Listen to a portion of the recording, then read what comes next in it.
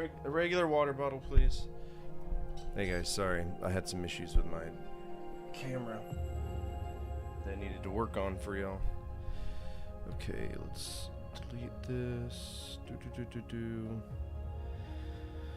What's up, everybody? My name is 45. I'm a retro variety streamer. I play a bunch of games from the 70s all the way to now, always on true hardware whenever I can. And of course, this is still not working good.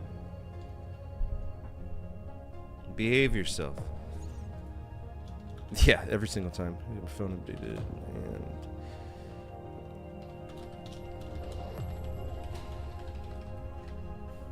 thank you. Alright, love you too. Thanks.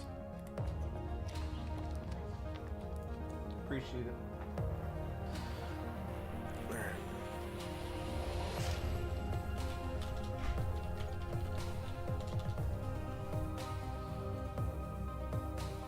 Okay, what are we doing? We are playing Taito games. Sorry for the silly, goofy shit. We're playing Taito games, and with that comes potential to skip a lot of stuff. The place got an award. I mean, we had our accreditation got done or something. I don't know. I had no role in it. I did, however, fun fact, write a tutorial for the new food service tablets that was sent to Region 1 and provided across the state. So if your food service officer got an email saying, hey, dipshit, this is how you log into the tablet to report your food numbers, I wrote that because I got tired of waiting. I take pride in being a food service officer. I'm just a boy.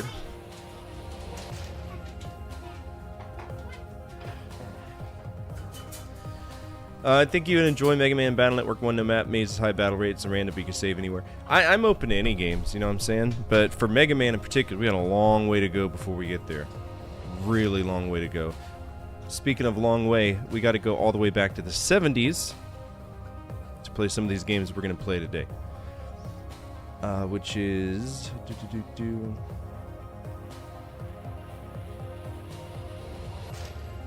Alright, we're starting with Elapong. I'm going to open up a tab here. A lot of these games are extremely old. The chance of us finding them, not really a thing. But we're going to try anyway.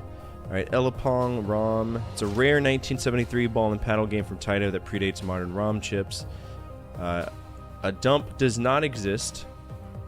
But we can at least see what the game would have looked like. And it was this. So Elapong, par for the course for electronic Pong. Par for the course for the early 70s. Everybody knows, if you know anything about video game history, 70s was the Pong orgy, right? Everything was Pong. Just non-stop Pong. So we can't play that. It's lost media, technically unstreamable. And I have a feeling that a lot of this is going to be that, and I'm fine with that. That's just the way that it goes. I need to pull up this anyway. Moby Games, Taito. Y'all ready for Operation Wolf, though? I'm really excited for Operation Wolf. We'll get to there at some point. That's like, what, 80s? Alright. 1973, 73, 73. Let's try Astro Race. Astro Race ROM Taito.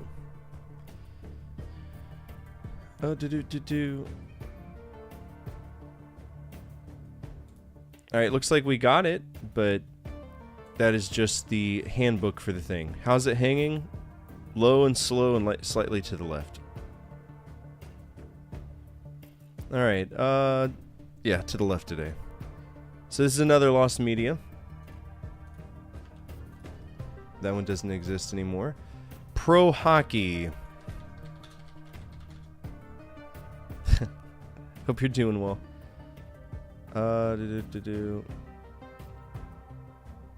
We can go to the Museum of the Game website.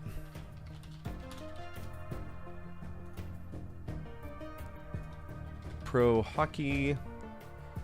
It's from Taito. And this is really all that we have for it. Again, it's Pong. That's all it is. The first game was Pong. The second one was Pong moving upwards. This is now Pong, and they're branding it as hockey. Then we have soccer.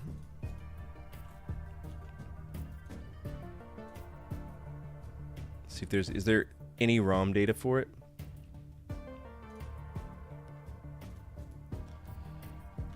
Soccer by Taito. Care about this one.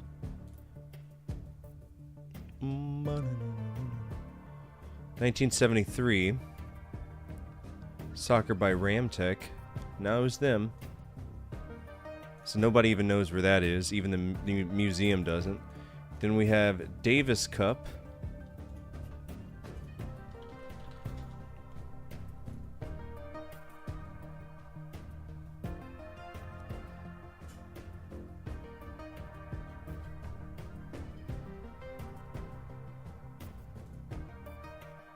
Oh, I just want to look at the picture. It's another Pong! It's just Pong for days. So we could take out 1973. We're done with 1973. Now we're to 1974. 1, 2, 3. Only 4 games released. Baseball. This one was by Ramtech. You get a tactical pin. Not a lot of stuff is legal for personal defense here in Mexico. You gotta pull out the emergency cerveza. Cerveza. No Mexican worth their grit can turn down a Tecate. Nice cold Tecate. Alright, this is baseball. It's gonna be by Ramtech, which means it's probably licensed. Ramtech. 1974, right? And they don't know it exists, and if they don't know it exists, it don't exist. Then we got basketball.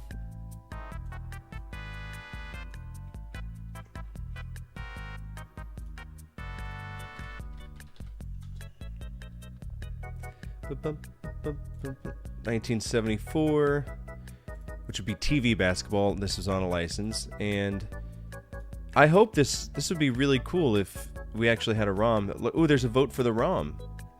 Okay, if there's a vote for the ROM might exist. Basketball ROM Taito 74. Please?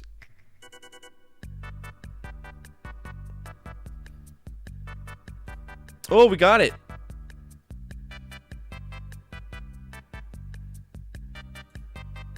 Alright, well, we're officially playing our first Taito game. Good.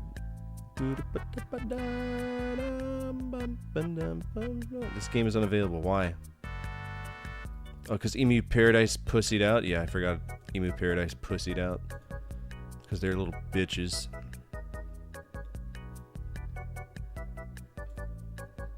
Remember when Taito wasn't little... Or Emu Paradise wasn't bitches? Makes me wonder if there's a baseball one.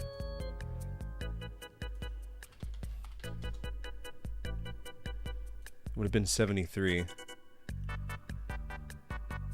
it's Ramtech. Oh, that looks silly. No votes. Okay.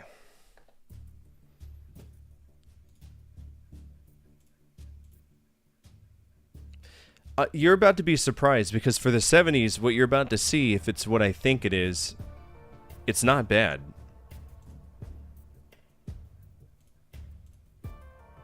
Please, ROM's fun. Just download the ROM. Thank you. Emulators, ROMs. Mame. No mames. MAME. No mames.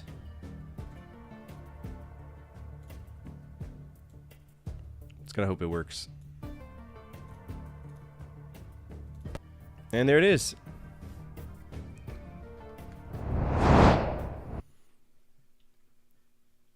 Let's change this out real quick. This is actually really good for 74. Think about this. Arcade in 74.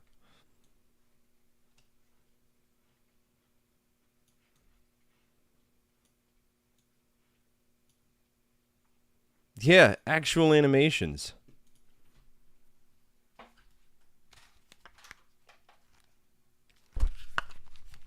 Question is it good? Probably isn't, but this is impressive nonetheless. All right. No sound effects either. All right, we're pressing start. Oh shit. Oh!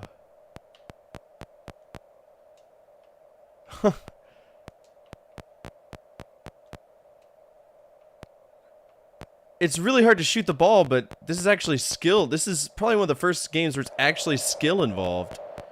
I mean, to be fair, I could just yoink the ball away from him, but...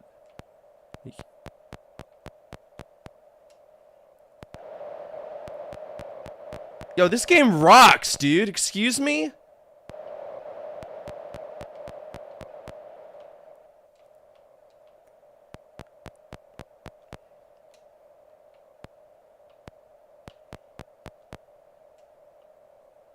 Oops.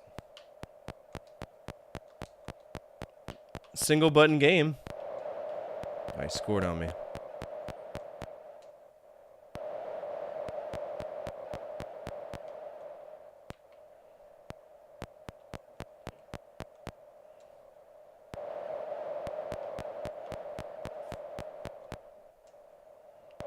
And it's smart enough to know the angle. This is solid for 74. Oh my god, this might be a G tier game. Taito's coming out with a G already? Give me that ball, daddy. We can do a little dance in the corner. Give me that ball.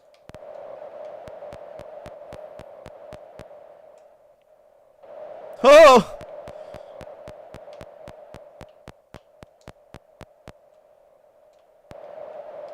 Pure sex.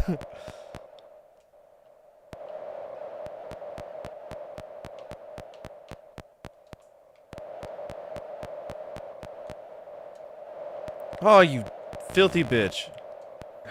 Crush my cock with a rock I must. Maximum pain I must endure. Okay, here we go.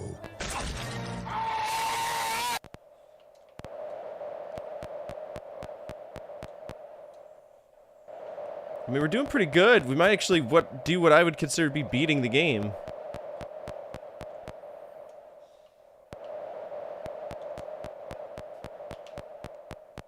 Like, you could steal it? Oh. You hussy! Give me that ball!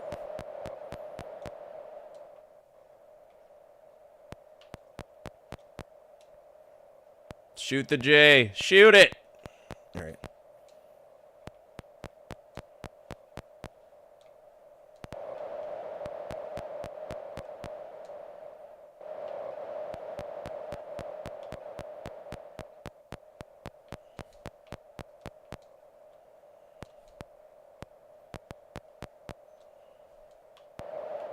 Damn.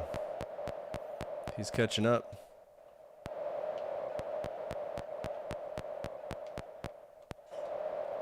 So he's doing like a little layout. Well, color TVs didn't exist at this time. This would have been 74.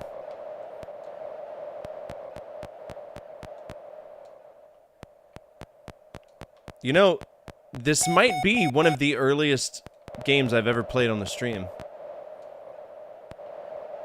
I don't need extra time. I'm getting that win.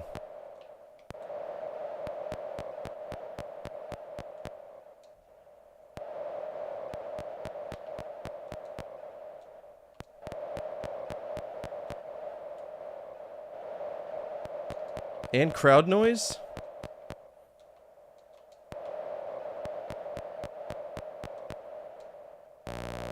And the buzzer.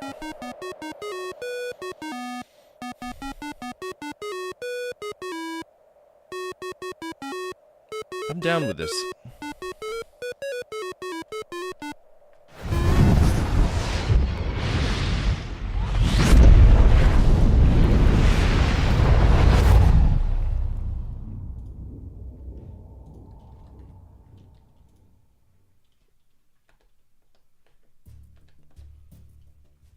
That was the Harlem Globetrotters song? Alright. That was, basketball. Just basketball. All right. Basketball, and that's 1974. Taito, and it is beat. We won. I'm gonna give that a G. This is insanely interesting and beyond impressive for 1974 in the arcades. Great graphics, shooting that makes sense, actual skill-based shooting. Damn. Yeah, that was solid.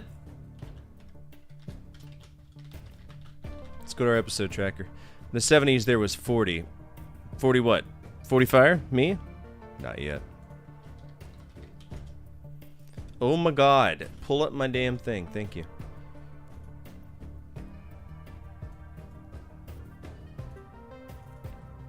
Alright, basketball 1974 Taito. Perfection. Ba-da-da-da. Ba-da-da-da.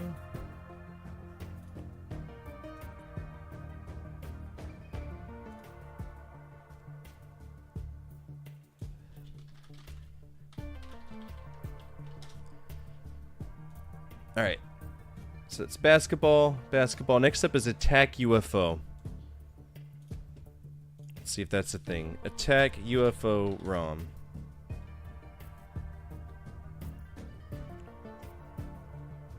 We got to make sure it's the same one, because I'm pretty sure there were a few games named Attack UFO. Or UFO Attack. It's made by Taito.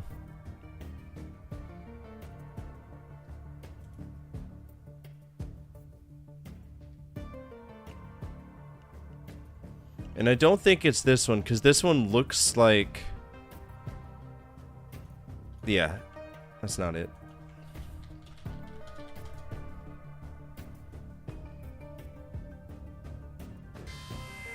What's up, Zool?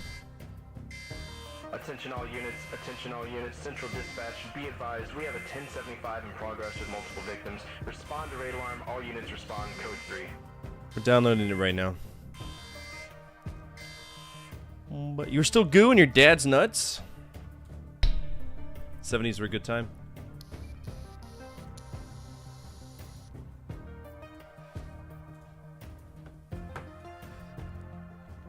Alright, so this is Attack UFO. Ryoto Electric is who they licensed it to. Gotta fix this. I didn't realize this was silly.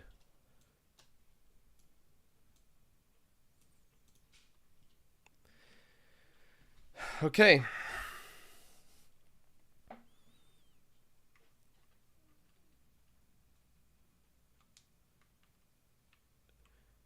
But this is Space Invaders before Space Invaders.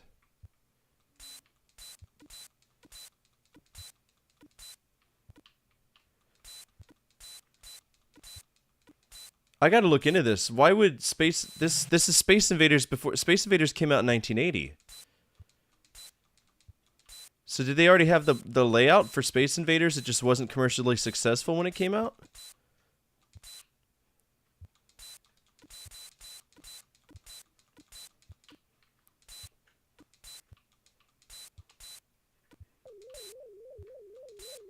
Yeah, because this is verbatim Space Invaders. I want to see the copyright screen on this. There is none. Ryoto Electric. That would have been of the period. Ryoto and Ramtech were two of their biggest licensing. What are the X's?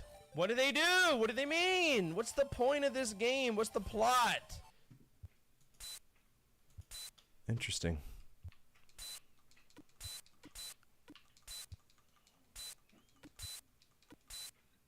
The question is, do they speed up?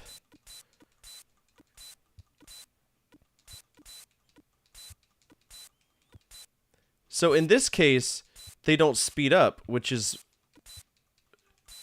what Space Invaders was known for. That was the glitch that made the game work, and that's where the difficulty came in. But they're not speeding up.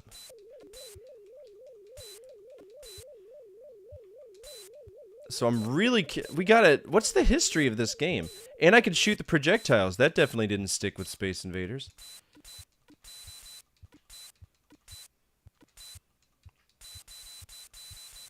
Yeah, you can post a link.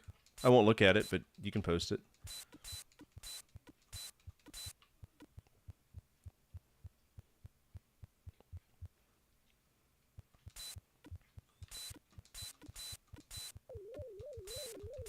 They are trying to speed up. What's up with this? I got an extra life.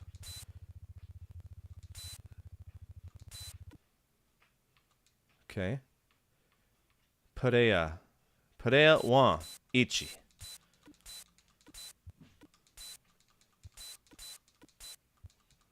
Makes me wonder if the lack of sound effects was a big reason why people didn't like this.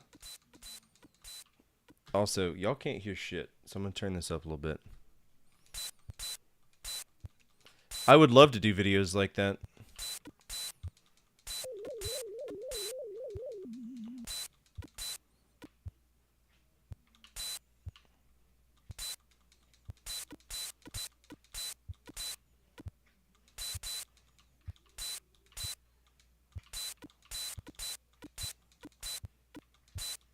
Yeah, I feel like this kind of lacks the difficulty of Space Invaders.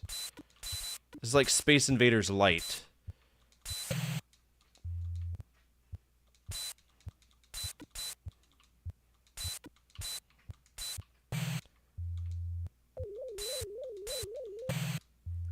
I'm losing all my things on purpose. I'm not going to sit here and play a slow version of Space Invaders all day.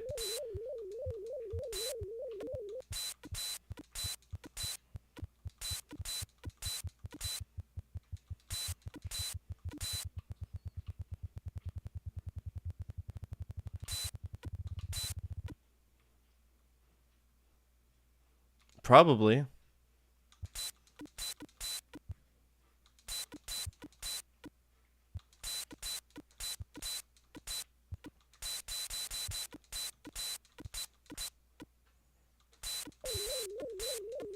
think it's insane you could shoot the bullets. That would have been a game changer if they would have kept that feature. But you know what? I don't think these are the same monsters that would be in Space Invaders either, because they have a very distinct look to them.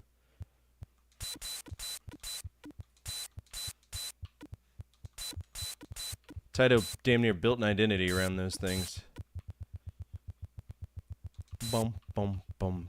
This is Attack UFO.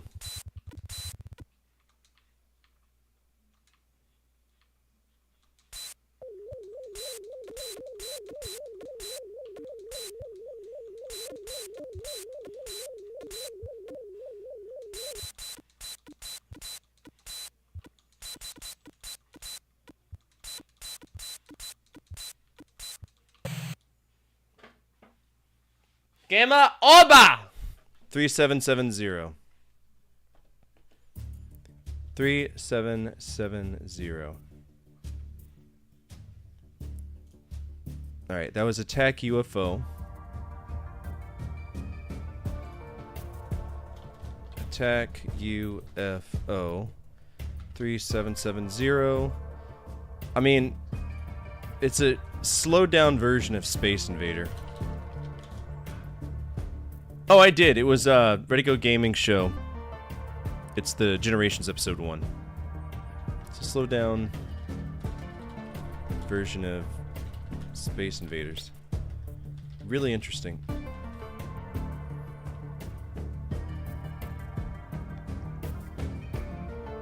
Okay, so we're playing a derivative. So this is not the correct one. So this is it's a knockoff.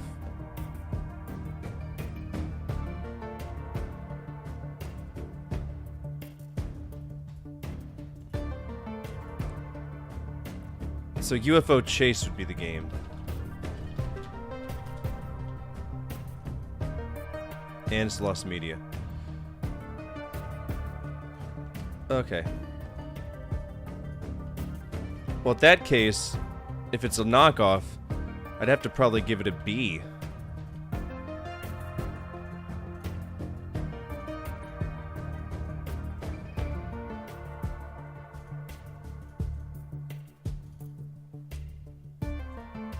Alright, that's a shooter in And it's a space game, so we're gonna go over here to...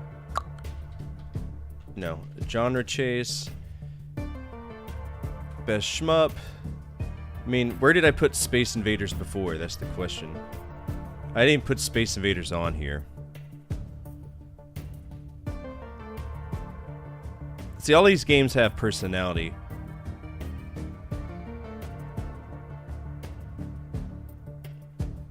I'll put it above Falchion. And then space games. Is it better than Space Quest 5? No. It's gonna go to the bottom. Better than Gates of Zindakhan. Tell you that much. Better than that, yes. Put it right here.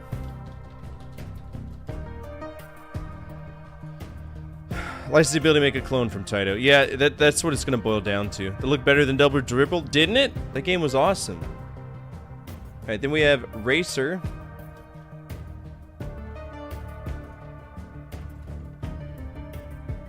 $1974. Which is Lost Media. Unless they license it to Midway. So it might be this one. Which has a steering wheel, which means I can't play it. Look at this circuit board. This is awesome.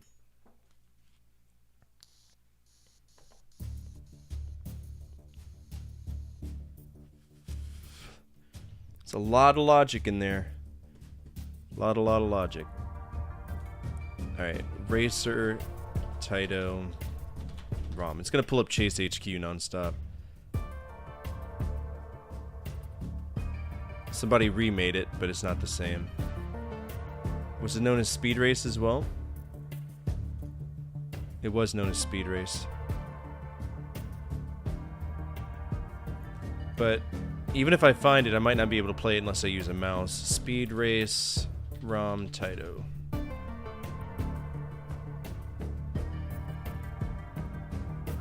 And it's Lost Media. You can move basketball. It's gonna be UFO Chase. Lost Media. Lost Media. Now we're at 1975 with Avenger.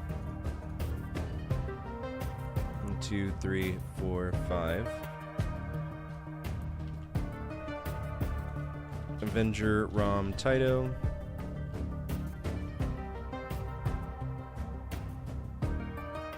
Alright, we got this. Top-down flight shooter.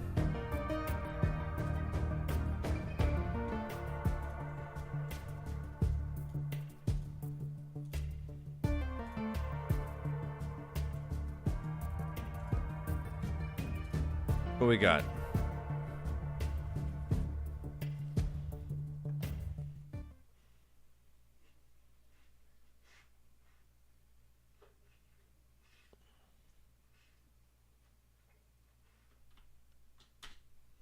We got nothing. That's what we got. A whole bunch of nothing. Let's see if an older MAME works.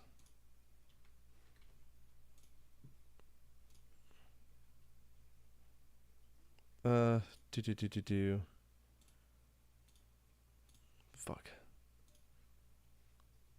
No. Taito made it first. The version we played was a different version. Different version.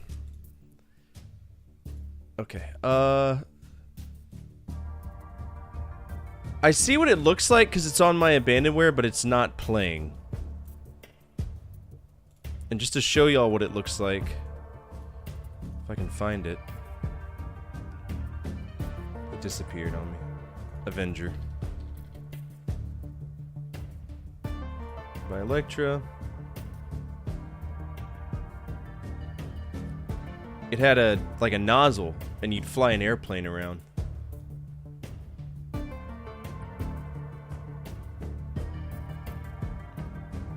Listen, I work very fast. Alright, Avengers gonna be Lost Media. Speed Racer DX, aka Speed Racer Deluxe. Let's see if we can find that.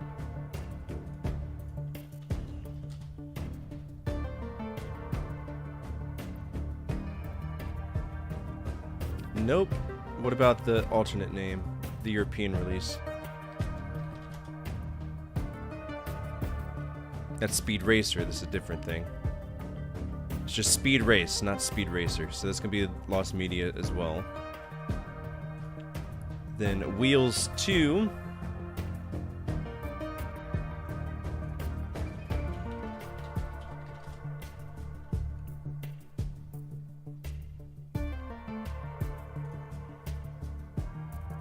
Lost Media. Then we got Gunfight. This would be a light gun game. No, apparently not. Looks like Sheriff. Oh, I really want to play this.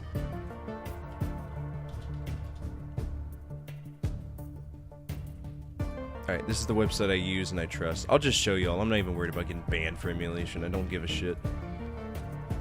This is probably my favorite website.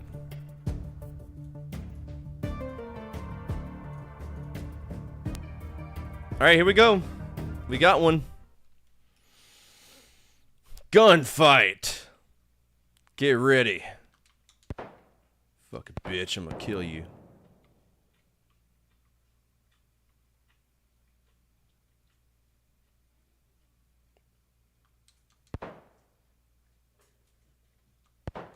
I mean, there's no difficulty if he's not gonna shoot back.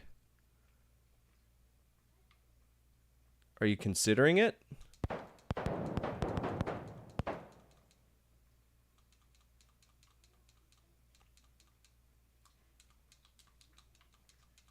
Oh, I'm out of bullets! I think this may have been a two-player game, yeah. But it's cool, even though I got limp arm Magoo syndrome. Shoot me!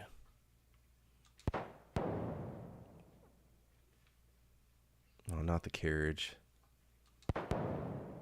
Oh, look at that! They were messing around with environments being destroyed here. Kneecapped. I want to get him with a dick shot. Ooh, this is perfect. Get him with a dick shot. That was tummy. Penis! There we go.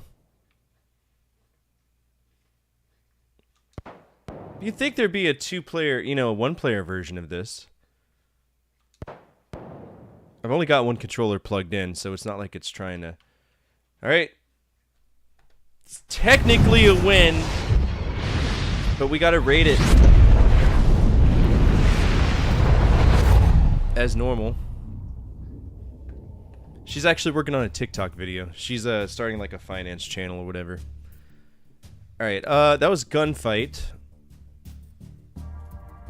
What do y'all think of that?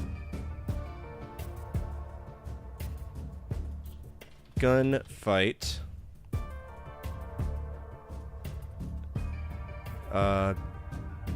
We did technically beat it. I feel this is natively two-player, so I can't really figure out exactly. So I can't really figure out exactly how it would play alone, but I do enjoy the idea of this. What would y'all rate that? I think it's perfectly fine. Perfectly fine as a shooter. I think that with two people, it would have been great. It would have been great. So I think it's a G. I'm gonna give it a G. I'm gonna put everything over here. Alright, Gunfight. That's G. Do I have a shooter? I have shmups, but not shooters, do I? I have best FPS, which that is not. Next up is Destruction Derby. Very popular game. If this is what I'm thinking of. You can just crash cars non-stop, but I don't know if anybody actually kept it.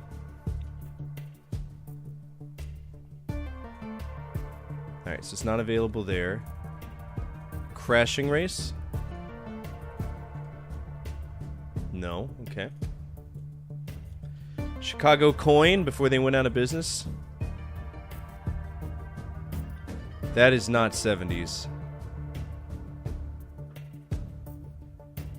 There's no way that's 70s.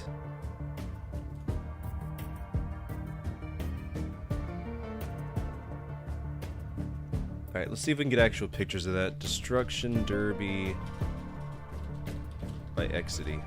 Same people who made Chiller.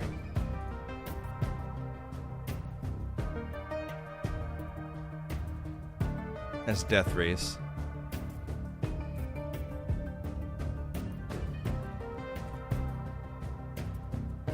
Trying to see the actual gameplay, but nobody can be pissed to fucking do it. Alright, that's that. Lost Media.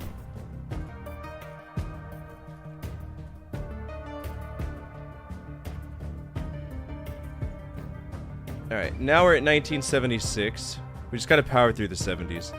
1, 2, 3, 4, 5, 6, 7. Alright, arcade. So Interceptor. It's a jet fighting game. Barcrest.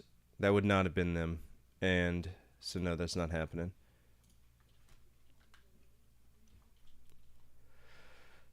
What was that called? Interceptor?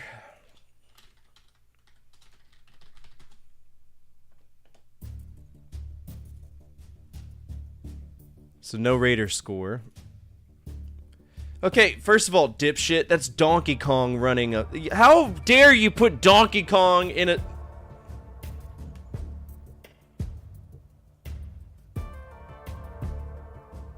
What is this?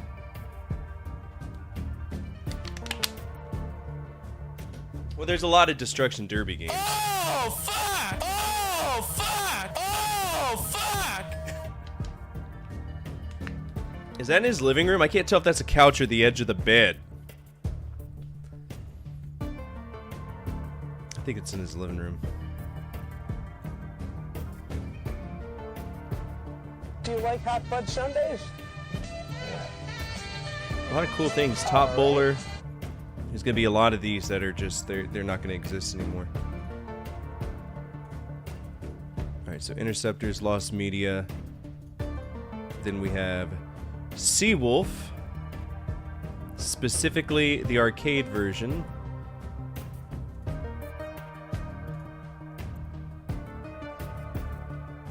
Seawolf would have been a, if I remember right, it's a submarine game.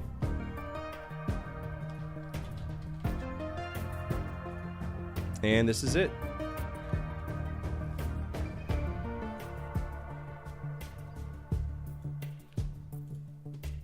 Alright, Seawolf, what you got for me?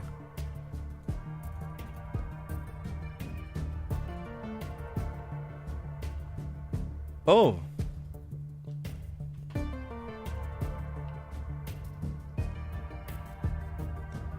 Oh, I see. So this is basically air-sea battle with extra steps. Why are my shits so slow? Wham!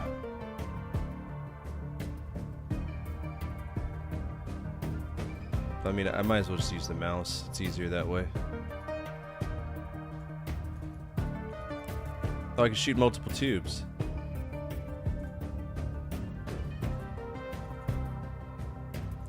This is a pretty fucking mid game.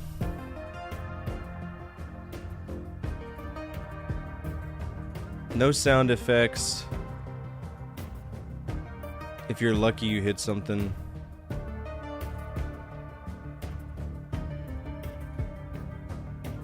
Oh my god.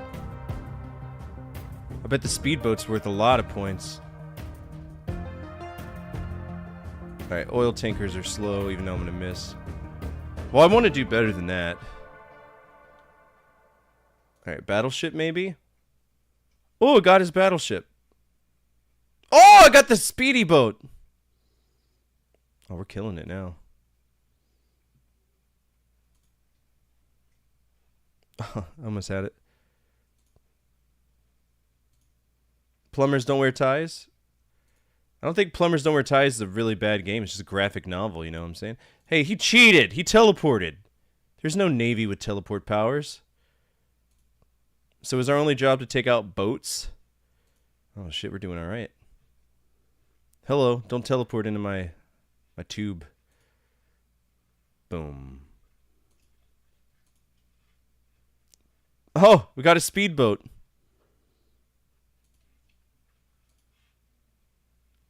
Fuck yeah. Oh, fuck yeah, dude.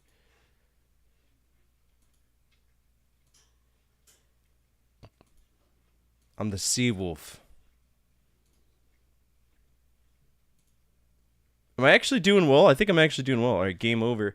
3,800. It's a high score game. I'm all right with that. All right, so that was Seawolf.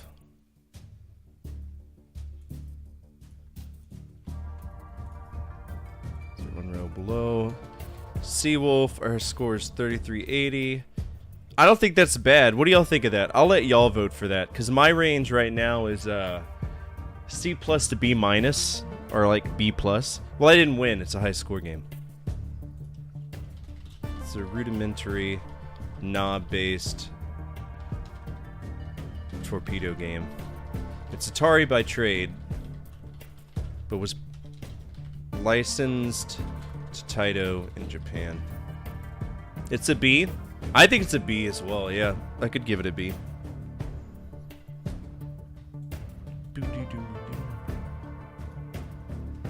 Mindless fun, which is what most arcade games are anyway.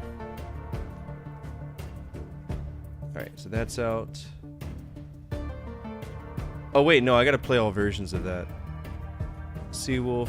Any other from Taito? No, no, no, no, and no. Alright, that's good.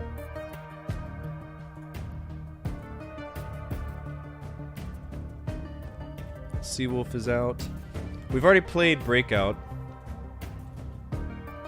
And Taito probably did the Japanese version, which it did. It was known as Tabletop Block, which is a cocktail table release. So the only way I'm going to play that is somebody has a high score challenge card. I'll give you exactly 1 minute to play it if you want to, otherwise we're just going to keep on moving.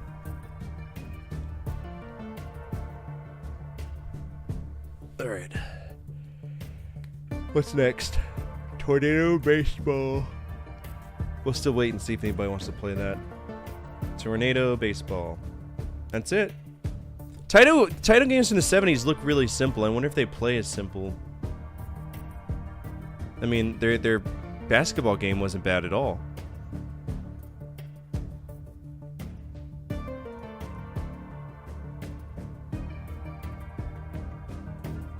Alright, let's give it a shake. Tornado Baseball.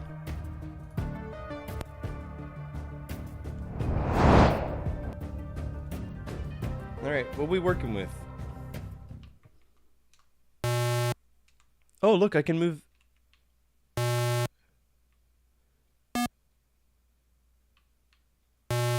Okay, so this is another two-player game. And if you notice this, I can actually rotate the backfielders. But again, with nobody else playing, this is just silly.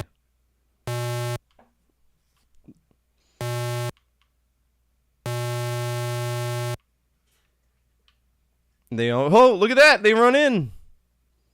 So, am I getting to swing the ball now?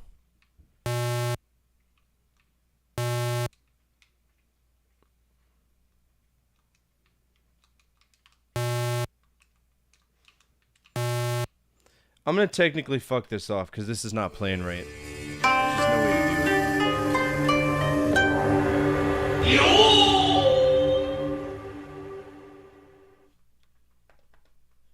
Alright.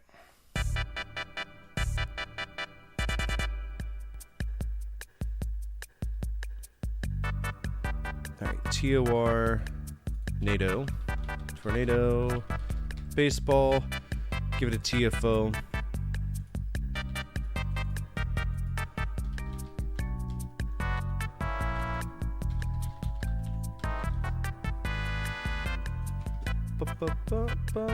Alright, just attack, two-player competitive. So anytime you see competitive, you need to have two people to play it. So attack, we can't play either.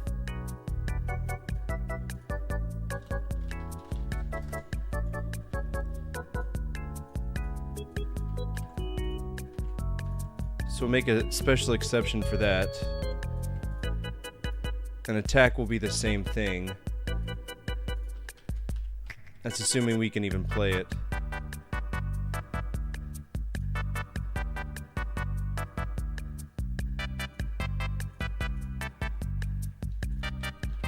$76, right?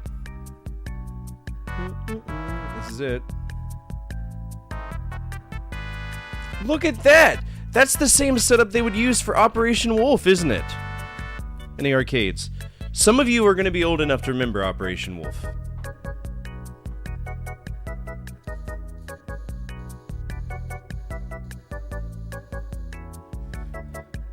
So, the way that this works, there's an overlay, and I'm assuming that they would reflect shit onto that overlay. There's actually a video clip. Let's watch it together. Look at this. Attack this. So he's saying this is attack. See what he's saying.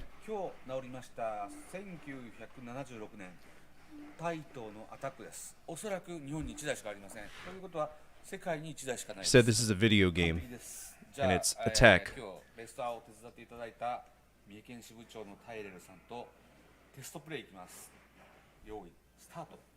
Start. Oh!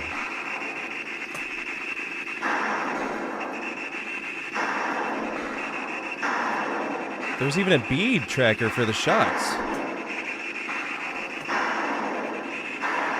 One of these guys had to have served in the military, and it's not the one on the right.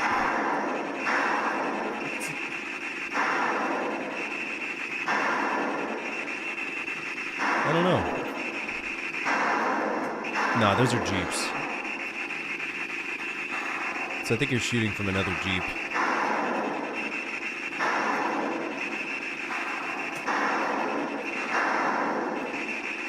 So yeah, this would have been... I mean, this is cool, but it's very much two-player.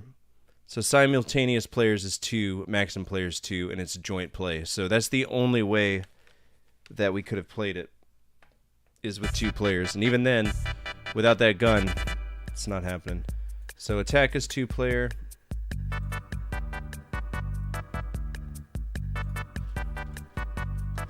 We'll put special there.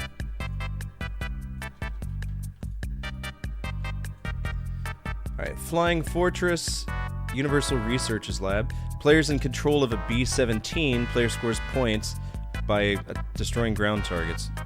Okay.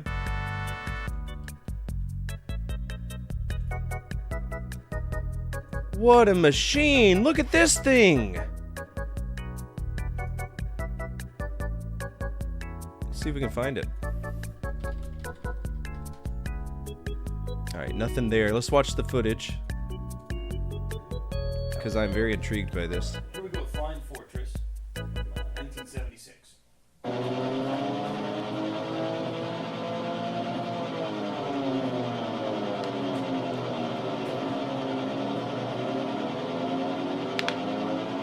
Take notice of the joystick in his hands. This is very advanced for 76.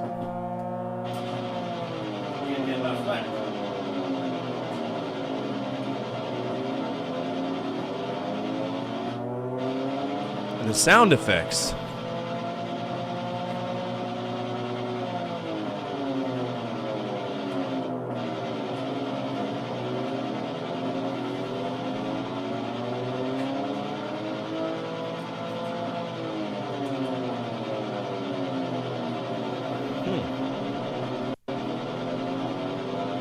Very interesting. Very, very interesting. That is Lost Media. Then we have Bazooka, which I'm assuming is the same thing. Has a light gun attachment.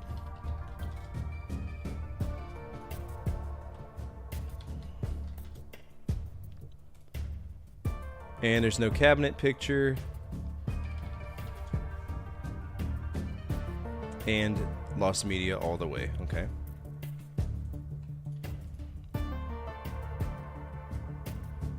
I need to open up another one. Here we go, project status.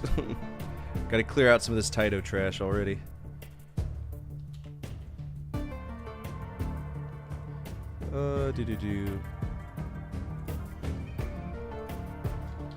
Taito. There we go.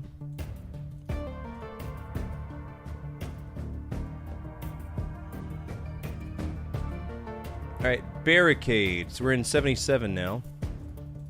4, 5, 6, 7, 8, 9, 10, 11, 12, 13, 14, 15 games. Barricade, this is Ramtech. Looks like it's based on a game called Blockade that was made by Gremlin. And it was involved in a legal dispute, so I'm assuming they got sued over it. Stop. Barricade. Here we go. This is it.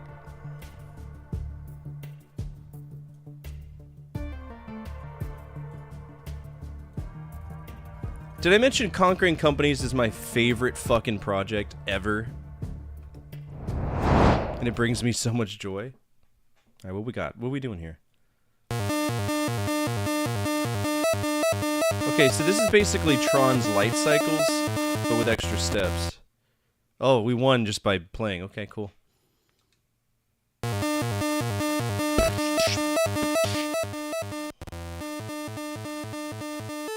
No, it's Tron Light Cycles.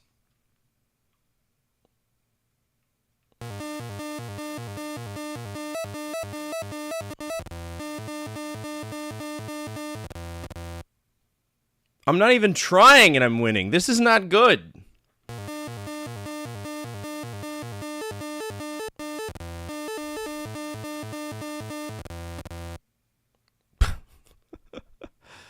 Okay. It's just gonna go on forever with this abstract logic.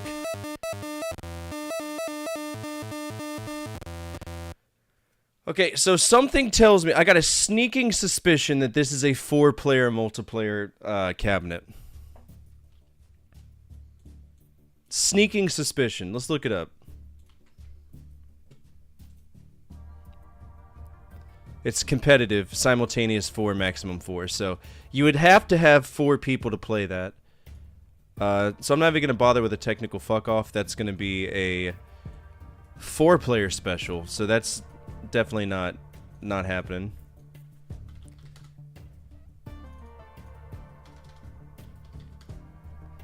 All right, Acrobat, also known as Circus.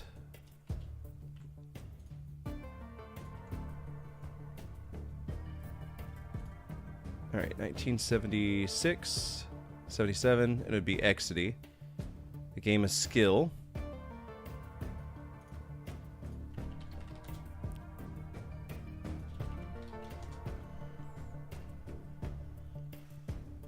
Right here.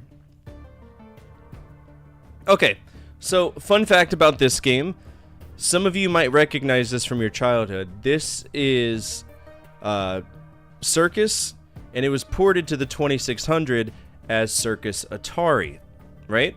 Created by Exidy, ported to the 2600, called Circus Atari. So when you see this and how it plays, you're gonna be like, what the fuck, it's on the 2600? Yes, it is. It 100% is. And it's Circus Atari 101.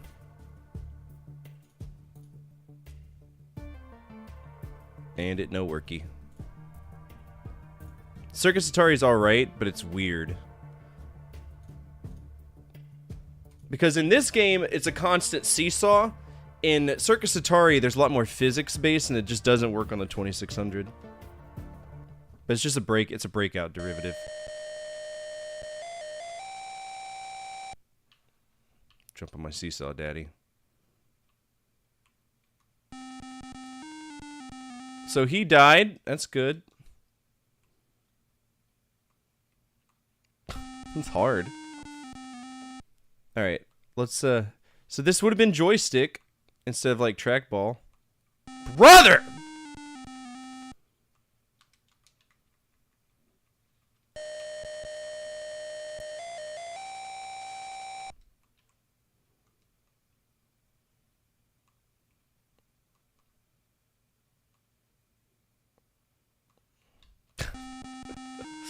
No, it's not a firefighter game, although Flying Fighter is technically a firefighter game. It's like just a 10-foot drop. Stop making them splat on the floor. Come on. This game's hard as fuck. Why is it so hard?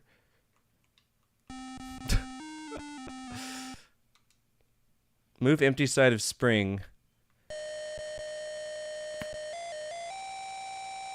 This is silly. You find me a seesaw that moves at will like this, and I will give you $100.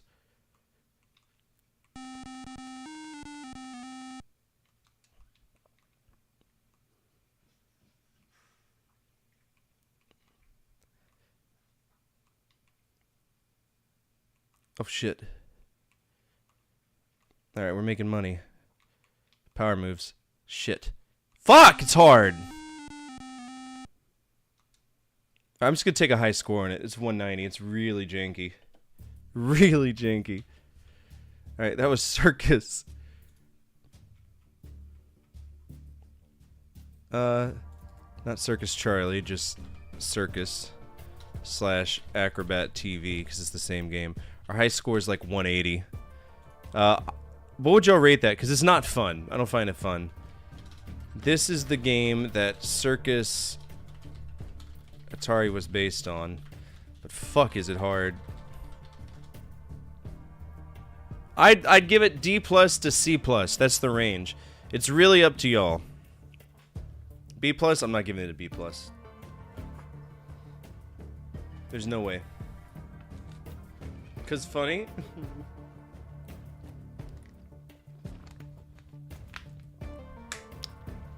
I'll give it C+, 'cause funny. It's a skill game. Alright. Depth charge. Let me see if they did any other versions. So, just the arcade. We already went through this, so we already know, hey, this is what this is. Depth charge, aka Sub Hunter.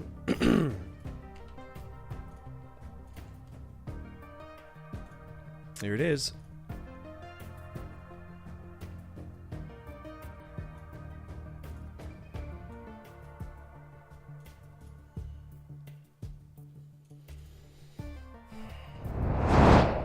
Alright, what we got?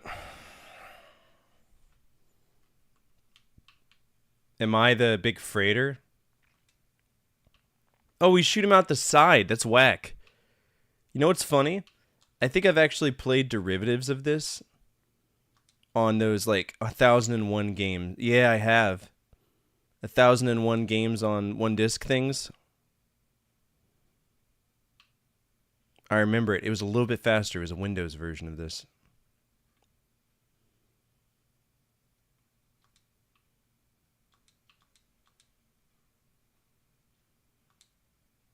It's just incredibly slow. No, the community is just called firefighters. I've never been a firefighter.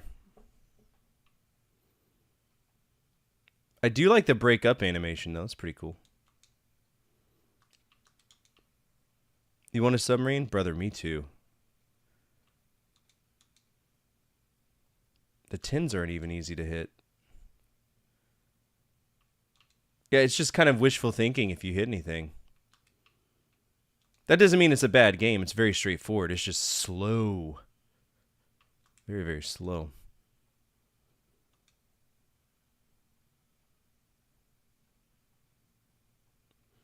Like, I launched that one what feels like 30 minutes ago, and now it's just now hitting.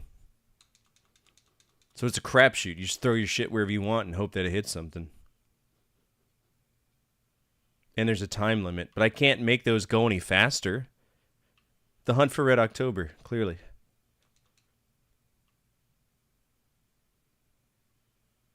Oh shit, it hit me. It didn't hit me. You're full of poo.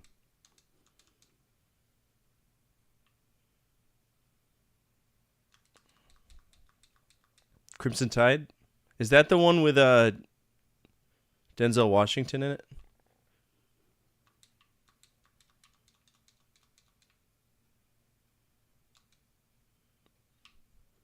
I haven't watched a lot of ship-based ones. Gene Hackman. So my score is 720. That's it. That's the game. Is there a level 2? No. And then just, yeah, you just restart. All right. 720. Not bad. All right. Depth charge. Arcade games. D and D, so it's gonna be right here.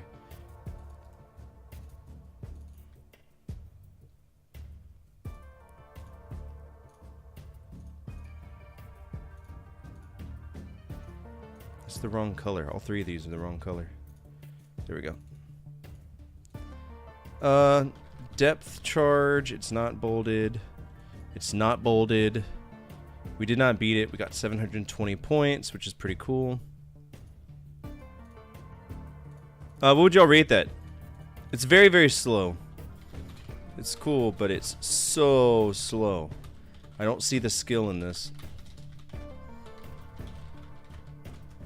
I'm feeling any of the C's. Any of the C's. C minus, C middle, C plus. I wouldn't give it a D. It's not a bad game. It's playable. It's exactly what you'd expect, dropping depth charges. C plus. I could go C plus. And technically it's a shooter. Technically it's a shoot 'em up. Is it better than Attack UFO? Yes. Better than Section Z? No. So we'll just pop it in here. Depth charge. Alright, next up is Hustle. This looks exactly the same as the other game, Barricade.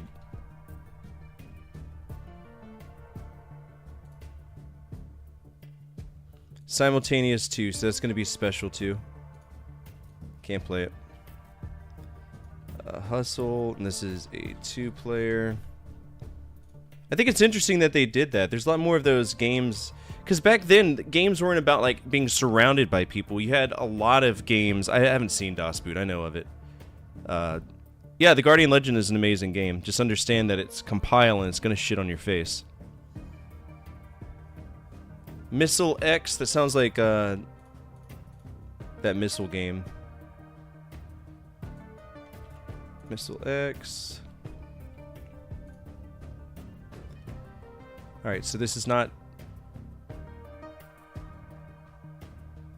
Let's see if we can find it. Lost Media. Alright, let's see if we can see... Has anybody got a video of it? I like the overlay, though. Looks like it's straight out of Dragon Ball Z. It's a really shitty font, though. Look at that font. Look! Alright, that's Lost Media.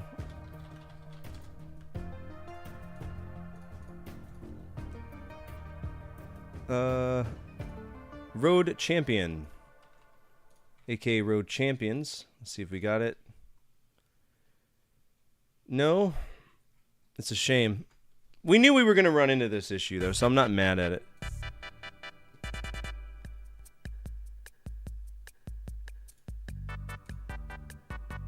That's pretty cool. It looks like one of those Tomy... What was it? The Tomy whatevers?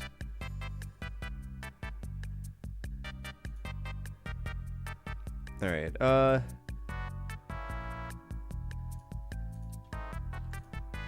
everything in here needs to be bolded. Okay. Then we got Space Wars, which I know for a fact we should have. There it is. One of the earliest space shooters ever. This is Taito's version of it. The first one was Computer Space, which was the first commercially available arcade game from Atari, known as Syzygy back in the day. Alright, here we go. It would just make sense, right? Because it was social. 1-0. Hello? 5, 6, 7, 8, 9, 10, 11, 12, 13, 14, 15, 16.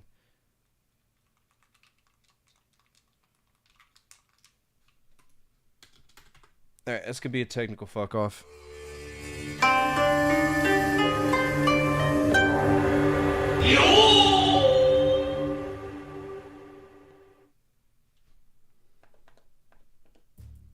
Alright, Space War.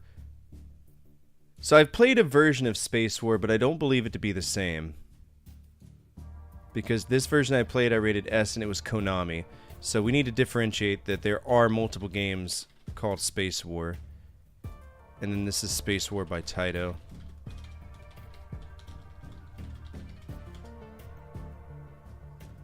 We gotta think, Japan was big on socialization, right? You had a good time with each other. It wasn't necessarily by yourself. So that's probably why a lot of these are just, they're not able to be played. Doesn't work at all. Okay, Barricade 2, the long-awaited sequel to Barricade 1, which is Lost Media. And it looks like it's the exact same game, and it's special 2-player anyway. Lost Media, and it's 2-player. That's a TFO. Next up is Fisco 400. That's an indie racing game. Nothing there. Whoa, look at this! So not only was it tabletop, it had a really cool little dome thing. I wish I could zoom in on it and show y'all. I probably can't if we do it this way. Yeah, there, look at that. This would have been so cool! Oh no, it didn't matter if you trademarked anything. They would steal it. Copyright laws didn't exist because at the time, intellectual property for video games didn't exist, right? That didn't come until the late 80s. In fact, at this point in time, alright, let's do a little brief history lesson. Magnavox creates the Odyssey. With that, they create Tennis for Two. Not Tennis for Two like the first game ever, Tennis for Two, but Pong, table tennis, tennis. Atari, a few years later, commercializes that idea of Pong, right? And mass produces it as one of the most successful home consoles of the time. Based on how successful Atari was, everybody else made Pong consoles. APF, Benetton, Intex, Teleron, Nintendo's even, their first console was the Color TV game, which was Pong, but they got an official license from Magnavox. You had multiple Pong clones to the amount of 980, right? They haven't found a true number. I think they just busted through 1,000 because they were easy to make, and the next great big thing would come down the road maybe a month later, right? Around 1978, Magnavox crunched down and did a mass lawsuit claiming intellectual property for their thing, for their idea of creating Pong, and they did. They created Pong, and with that, they sued the shit out of Atari. Broke Atari into three different parts, right? You have Atari Games, Benetton, Binatone, not Benetton, but Benetton. They were like a radio company. You had Atari Tel, which got sold to Motorola, Atari Games, which got sold to Hasbro, or Tonka, one of those weird companies, and then they kept one little tiny part, which was known as just Atari, right? The red Atari that you see in modern Atari games. And Warner Brothers bought them. So Warner Brothers kept them afloat. But Chicago Coin wasn't so lucky. Chicago Coin, Gottlieb, a lot of companies that tried that whole Pong thing got fucking annihilated from history because of it. So it was one of the big, it was known as the video game crash of 1979, I think. Let's look it up. I don't want to give you all false information. Video game crash of 1977, yeah. They didn't really cover much of it, but yeah. Pong for days. I'm curious, what's the number? How many? I'll give good boy points to the person who can guess the number of Pong clones that are out based on how it's updated. Point 2, like always. Don't cheat. I'm going to say like 1,097. I haven't checked this list in years, so it might be more than that.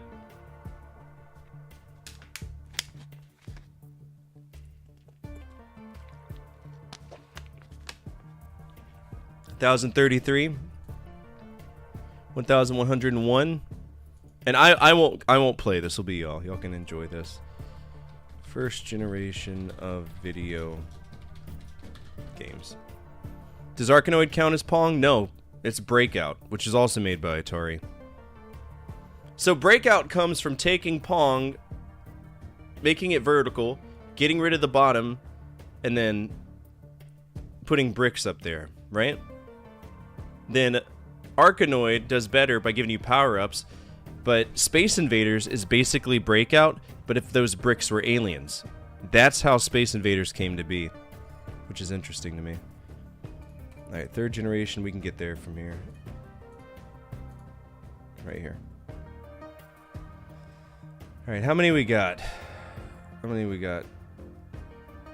Oh, this is simple Wikipedia. That's for the birds. I need the complicated Wikipedia because I have more brain cells than apparently half the world here.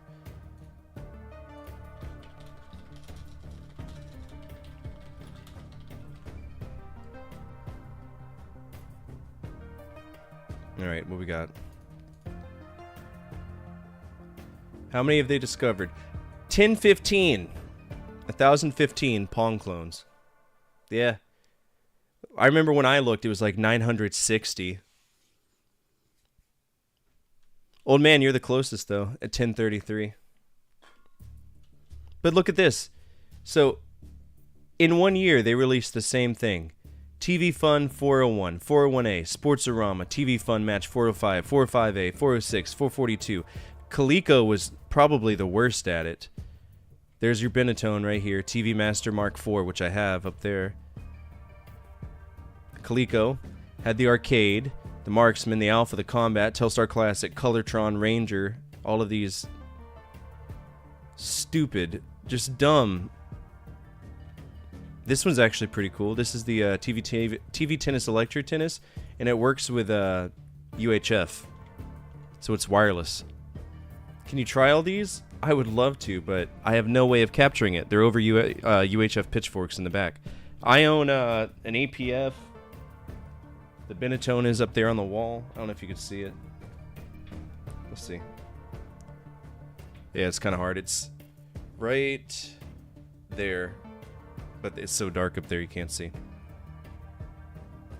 Oh yeah, it's been happening for years. There's your history lesson. Let's get back to work. So Fisco 400's Lost Media. Flying Fortress 2. Nothing.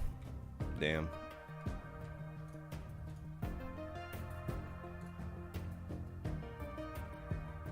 We don't have anything there, so that's Lost Media. Tabletop Barrier. That's the same thing as Barrier, so I doubt we're going to find that, and we don't. And they don't even know about it. Damn. Hello? Safari.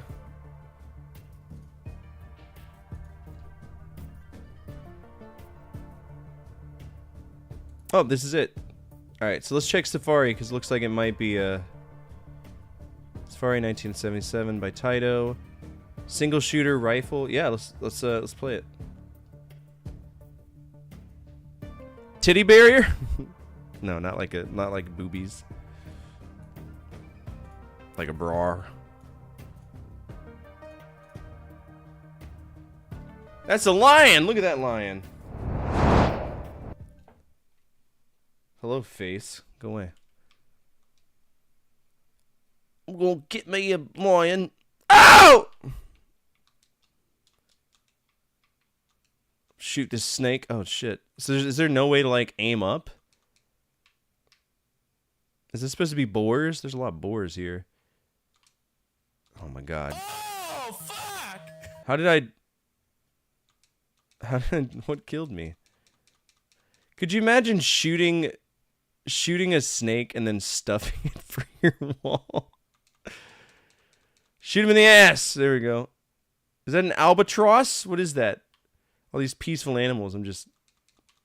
Oh my God. Is that... I can't tell if it's supposed to be a rhino or a snake. Okay, that's a snake. What are the X's? What do they How many do? bullets do What they mean? need? What's the point of this game? What's the plot?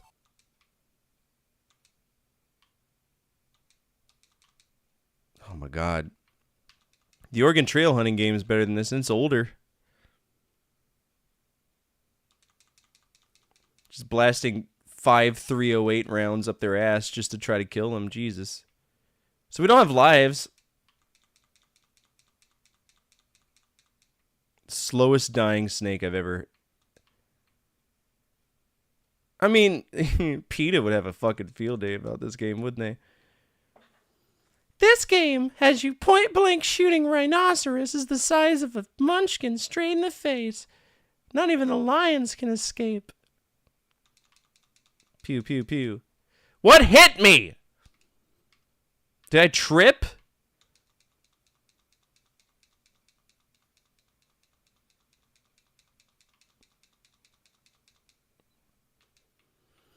It is an American educational game, and it's a cult classic that everybody's played in their life. I promise.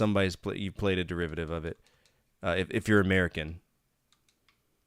Named after the state, so Oregon Trail. I mean, this game is pretty straightforward. It's not, like, great, and it's not, like, bad. Basically, the Oregon Trail simulates the westward expansion by giving you every known disease that mankind could have experienced at that time. Shy of smallpox and HIV. No, I know. My purse! Did I get extra time, or is it going based off of coins? Or did I successfully hunt enough snakes to...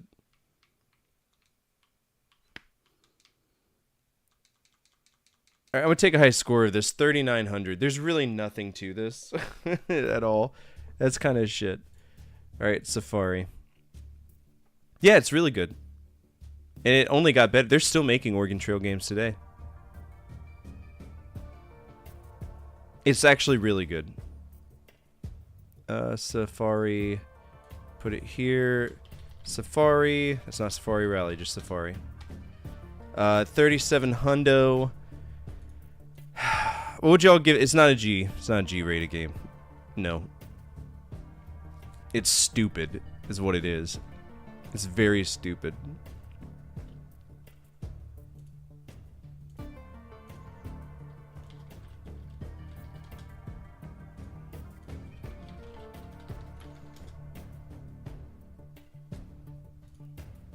C? I'll give it a C minus. C minus.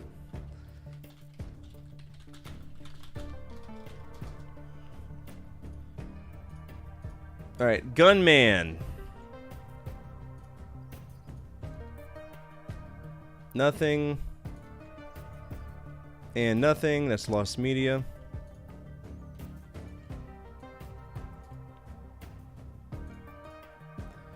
Super Highway.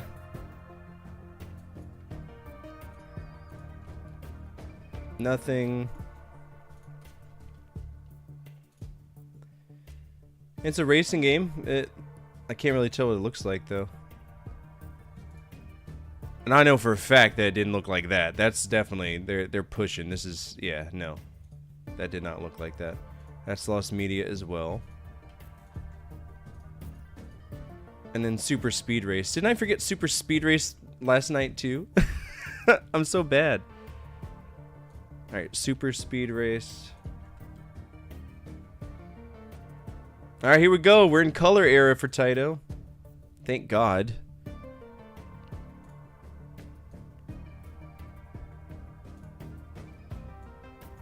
This might be a steering wheel game, so we might have some trouble with it, but at least we could try it out. Look at this! I can even stay over on this side. Alright, so there is a high-low.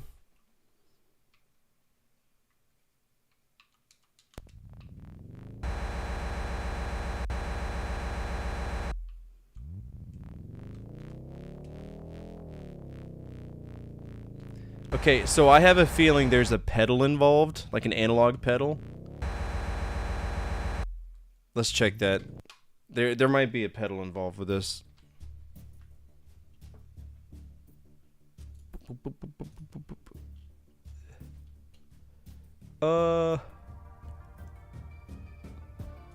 Let's look it up. Yep, there it is right there. Well, that's Super Highway. Hold on.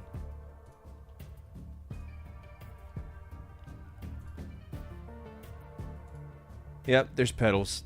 Alright, so that makes sense. So we can't play that. That's it's gonna be a technical fuck off. I'm not gonna do the screen though. Alright, that was Super Speed Race.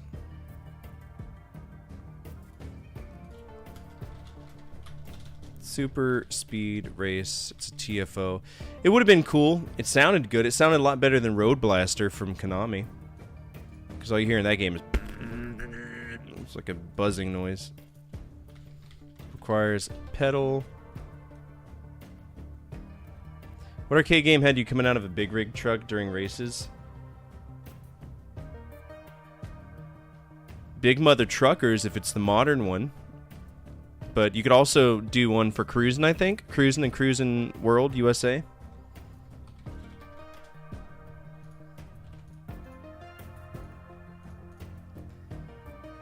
Okay, Super Speed Race is out.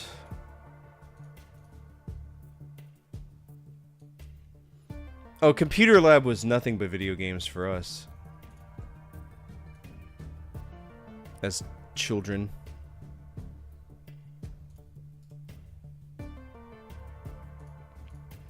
Alright, we're in 78. Thank God. We're pushing through. 1, 2, 3, 4, 5, 6, 7, 8. Seawolf 2? Nothing.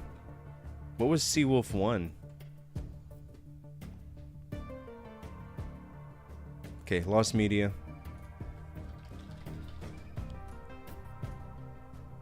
What's this game? Space Invaders. We got a lot of Space Invaders to play. Alright, let's go through it. Taito, we're not doing Android. That would be the arcade version. Alright, Space Invaders. Have I played it in the arcade yet?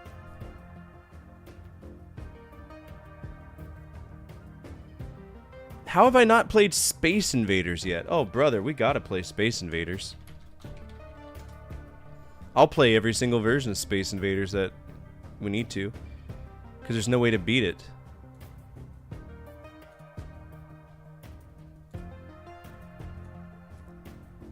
Alright, hope y'all are ready for some good quality shooters. I love Space Invaders so much.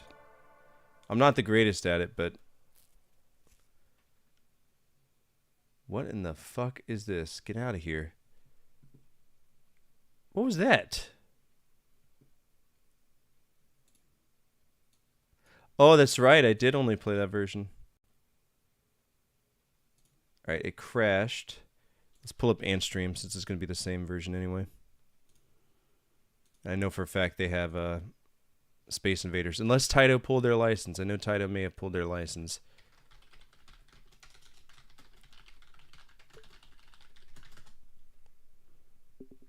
I gotta figure out what my login is.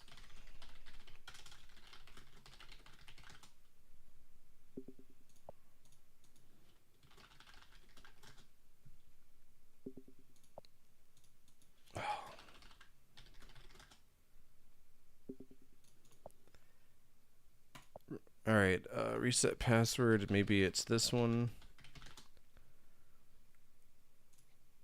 Jamail.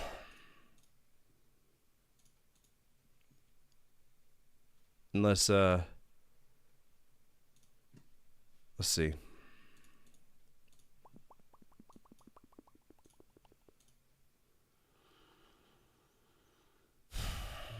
I think it was... You've got mail. Definitely not. God, I haven't had... Did anybody actually use AOL? I haven't changed my password in a while, so that's probably why it's yelling at me. Yeah.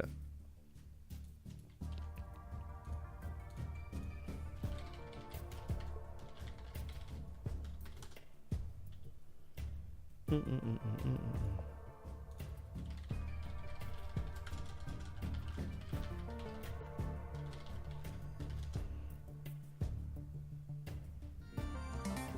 we go.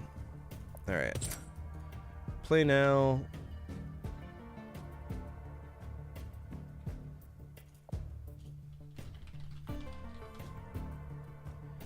There it is. Space Invaders. I look forward to this. More than y'all know. More than you know.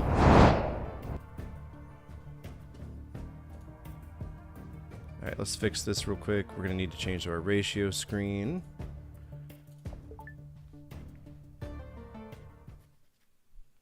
Sierra Online. I had Netscape.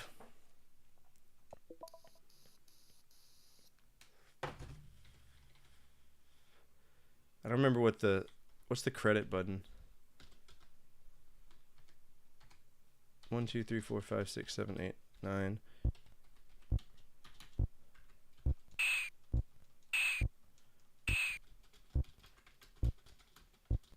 Oh, it's enter. Okay.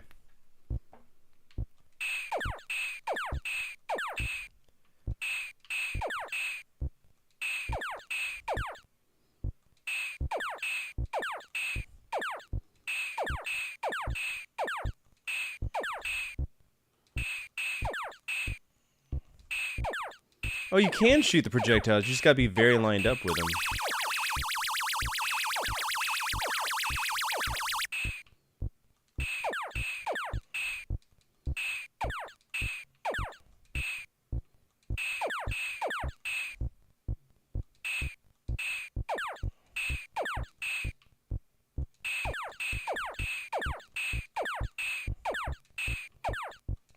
Boom, boom, boom, boom, boom, boom, boom. Oh, I almost got it. Gotcha, ass.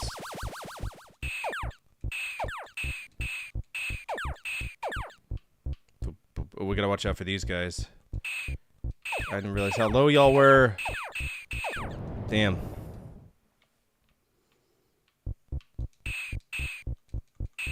Shit.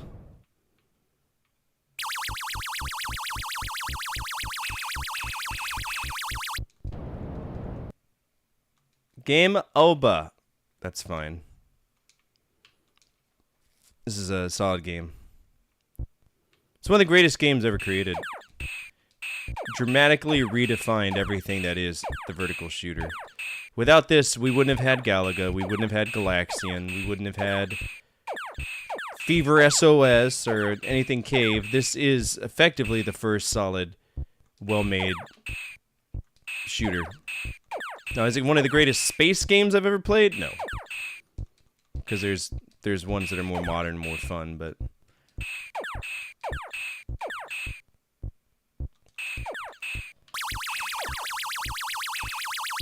Gotcha, ass.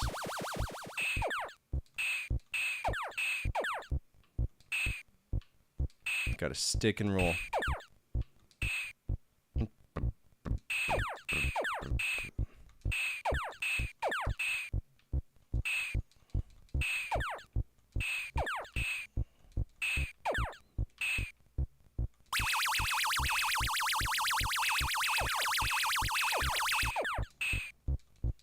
Ooh, I don't like being stuck there. Ooh, I don't like that.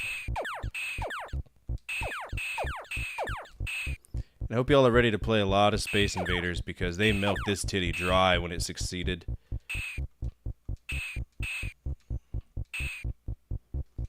Oh my god. I don't know what you want me to do! Oh shit, dude, I'm not gonna make it in time. I'm boned. Yeah. Alright, 1140, not bad. That'd make a really good high score challenge game. Alright, 1140. The whole thing!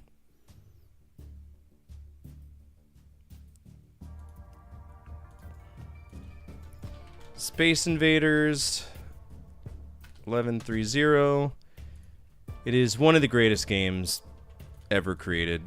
This is the forefather of all that we now know as the shooters. This is the golden standard of arcade gaming in the late 70s. And it's true.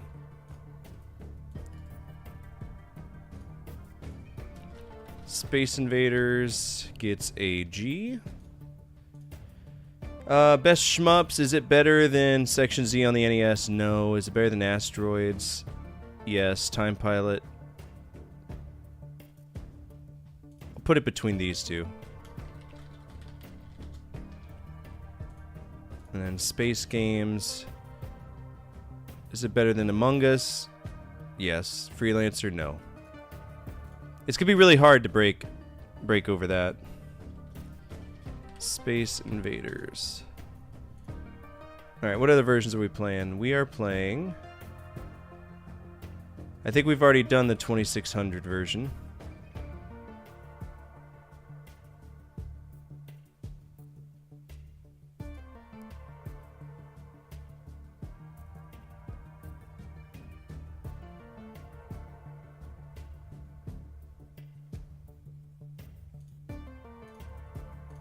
Oh, I didn't rank it. Well, that's fine. Let's play it real quick.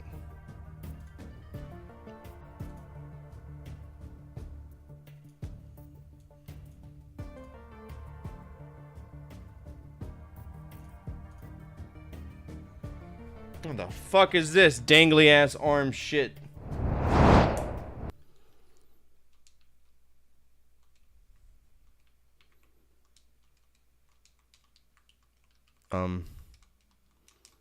How do I shoot?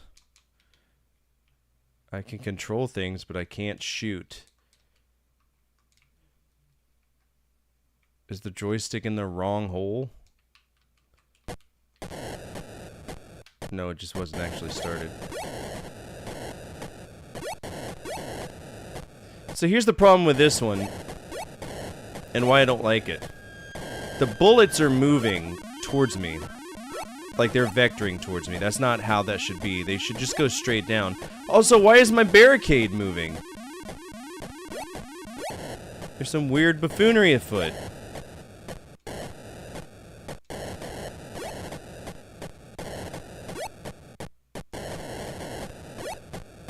Now they're all gone! All of them! What? Oh! Oh! Oh! Oh! Oh! Oh! Literally took all my fucking barricades? Really? Grow up. I can't go to the left to hit him! Oh, Atari 2600. You're frustrating me tremendously. Sound effects are good, though. So you notice how...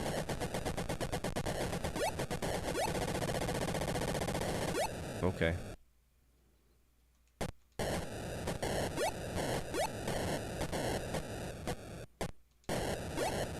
What are these troglodyte creatures you've created for this game? I don't understand.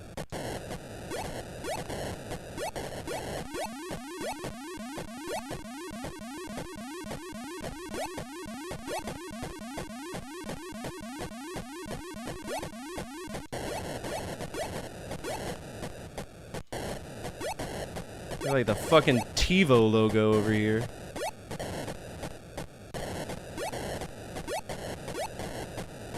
Island of Misfit Toys version. Oh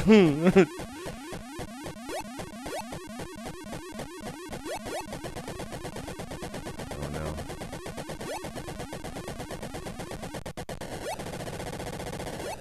That was easy.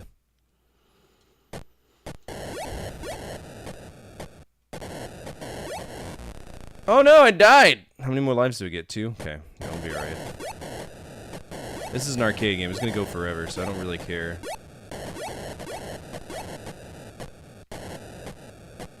That really guffs my anus, alright? That I can't move far enough to deal with them. But they can go over there.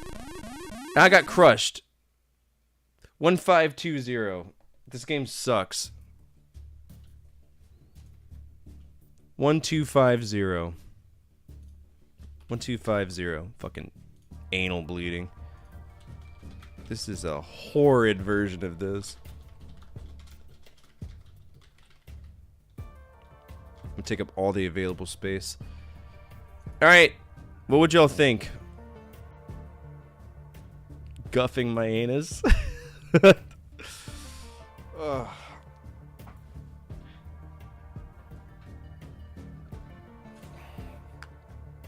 What would y'all rate that? B plus? No, no way.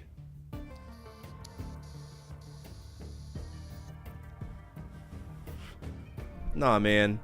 That's horrible. It deviates completely from the source material. For the Atari, that's good. Nah, Taz was good. Star Wars The Empire Strikes Back was good. Combat was good.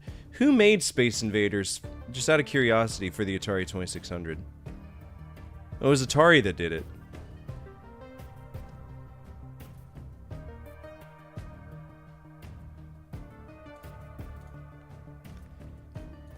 Let me think about it. Alright, on the plus side, the sound effects are good. The motion is good, right? It's the same game. However, I'm limited in my moves, right?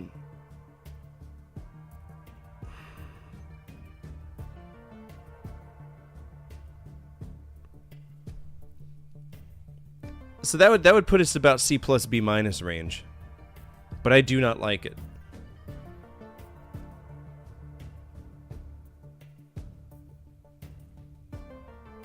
B minus. I'm okay with that. Okay. Also, this is... Apparently I own the cart. Do I really? I never played it? That's interesting. Okay. So we're not doing Price is Right rules. Space Invaders. But when it comes to the... Alright, is it better than Battle Squadron on the Genesis? Yes. Xenophobe? Yes. Gates of Zendikar? Yes. Space Ace? Yes. Yes. I'll put it right here. On the 2600. And then Best Shmups. Starship Hector. Star Force Gunsmoke. All of these games are playable. It's definitely better than Captain Skyhawk, I'll give it that much. Alright, what else we got? 5200. I don't know if I can play 5200 games. Usually we struggle with 52. Because they're all like CDs for whatever reason. 52! 52. Because it's trying to pull it through the Atari. And it crashes every single time. There we go. That and it's a very weird, strange controller. So that's what screws us up. Oh. We still got the goofy... oh, God, does that move. It boots, scoots, and or boogies. This is really good.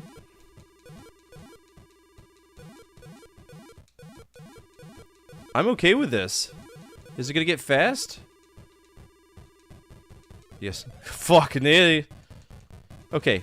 There's not enough enemies dead to constitute this speed. What the fuck?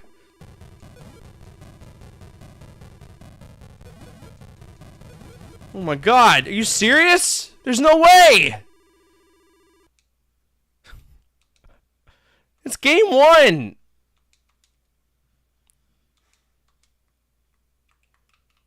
Alright, how do I reset it?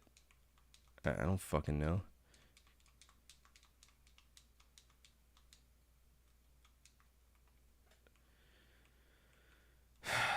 Return, enter. Okay, there's too many.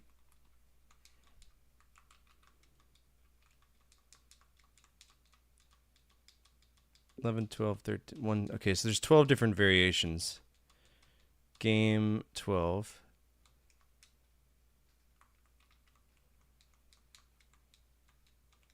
But it won't restart. Again, too many buttons. Let's just hit it on H and then...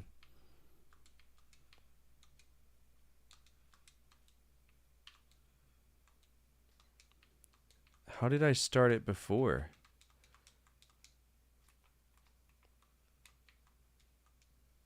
Hello?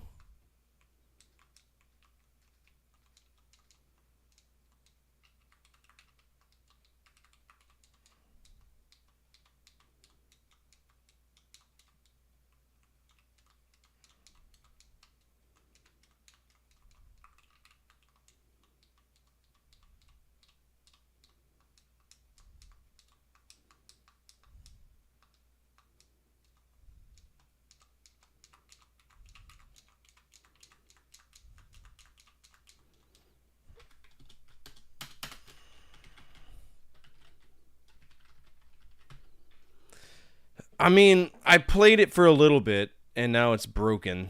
So I don't know. I wanted to give it more of a rating than that.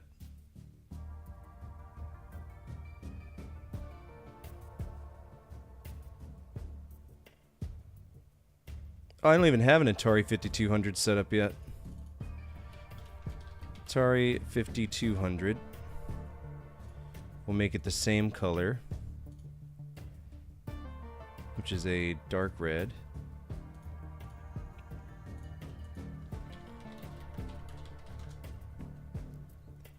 What? This is the way it goes, you know? Stop! Save image as. There we go.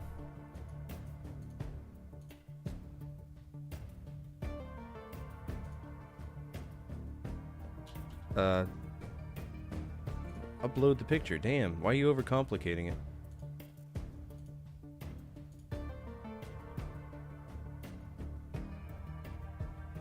Oh, Davina just woke up. Error occurred? Well, I'm just gonna drag it then. Downloads. Oh, it's an SVG. That's why it hates it, of course. Atari 5200. I just need a better PNG. Perfect. That'll do.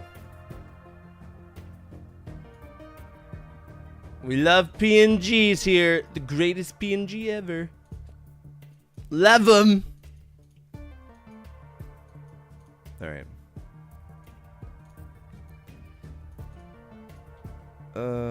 We want to copy this, all of these. Gotta love our PNGs. Copy. Oh my god, stop. You fucking serious? Stop it.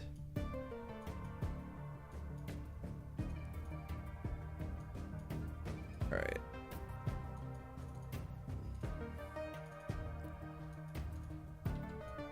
Be patient with me, it's a new page, so we gotta do all this fancy stuff. That's good. I like that color. Alright, that was Space Invaders. I'm gonna guess that this costs $50. Feel free to guess the price of the game if you choose.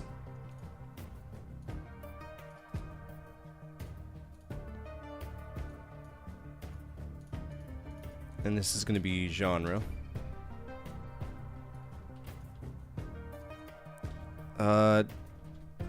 I'm just gonna mark it as a high score and then make a note because it does not work. There's something weird going on. This game is cool, but the emulation options are non-existent. Reliably, or not reliable. That's a better way to put it. What would y'all rate that? $5.01. $5.01. Just type the number, bro. God damn, I can't think of this shit.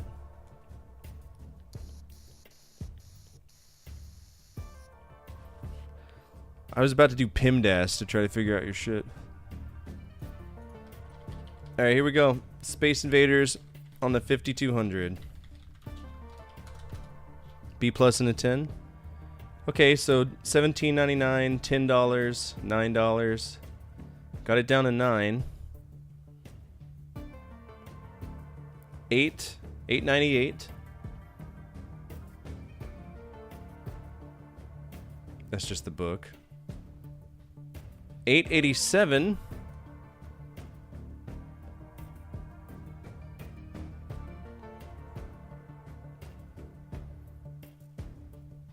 All right, $8.87. I'd buy that.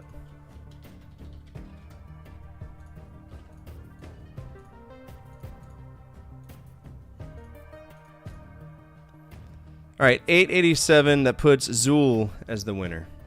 Good job, Zool. What would y'all rate that? Out of curiosity, though. I saw B plus.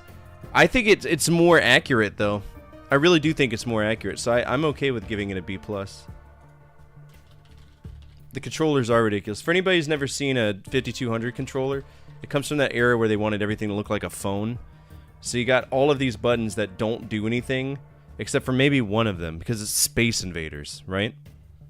This is stiff, and then you got 4 buttons on the side. The shooting buttons were probably on the side, but it is hell. Then you got the true analog controller that has buttons and, you know, stupid, but it is what it is.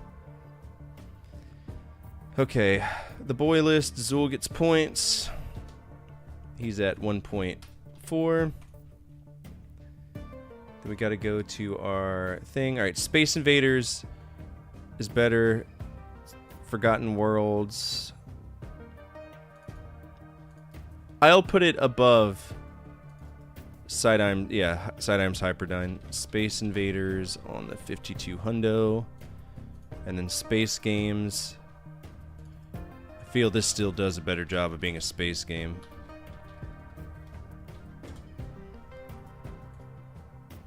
Alright, Atari 8-bit we don't mess around with. I know that I tried before because it's the 800, right?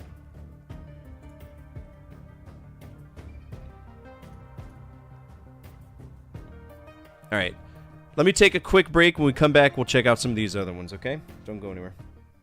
Some NES games are difficult, some are poorly explained, and some feel like they were designed by somebody who understood how video games worked entirely through a second-hand description. These are games with invisible doors, rotating maps, permanently missable keys, unexplained mechanics, and objectives buried so deeply that finding them requires a manual, graph paper, and the investigative instincts of a homicide detective. That doesn't necessarily mean every game here is bad. I actually enjoy a few of them, but even the good ones seem determined to make their first impression as confusing as humanly possible. So grab your Nintendo Power Maps, prepare to press every single wall, and don't use the yellow key unless a walkthrough has given you written permission. These are 10 NES games that don't make any sense to me. Let's begin.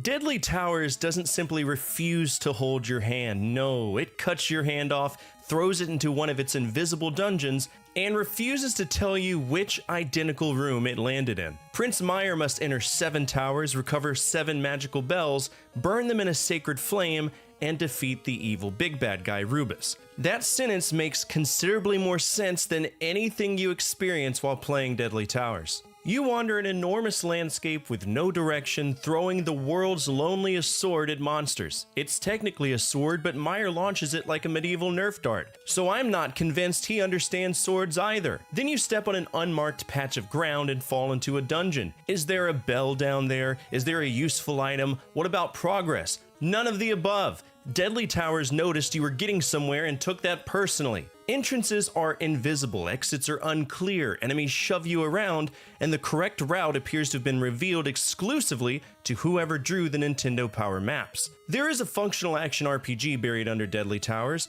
Unfortunately, it's sealed beneath 7 layers of confusion and level design that feels like somebody dropped a bowl of square rooms onto the floor, rearranged them, and said this is the future of gaming.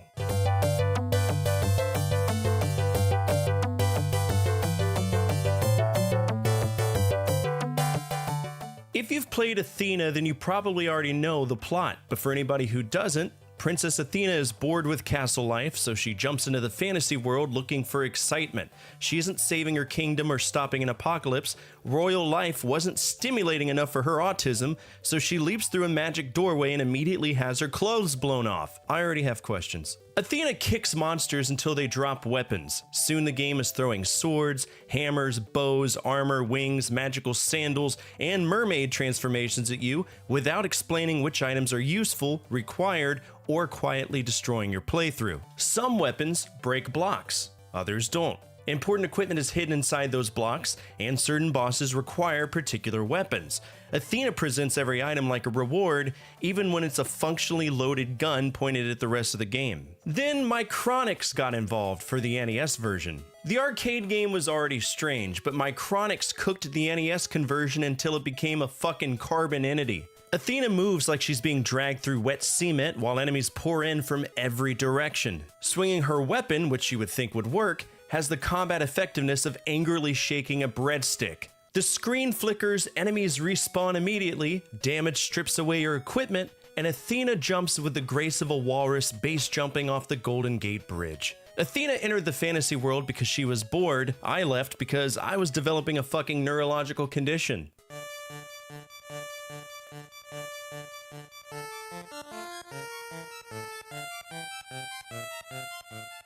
Dr. Jekyll and Mr. Hyde has spent decades being treated like radioactive waste. I'm not calling it good, but it also isn't the apocalypse people make it out to be. Dr. Jekyll is trying to walk to his wedding while every resident of London attempts to ruin his day in weird ways. Children fire slingshots, birds shit on him, dogs attack him, women sing weaponized musical notes, and some deranged asshole plants bombs in the street. Why does everybody hate this man? Jekyll can barely defend himself because his cane is useless against almost everything. What is it useful against? Well, bees! And because it's only useful for killing bees, it makes Dr. Jekyll the world's most overqualified exterminator. Also, taking damage increases his anger until he becomes Mr. Hyde.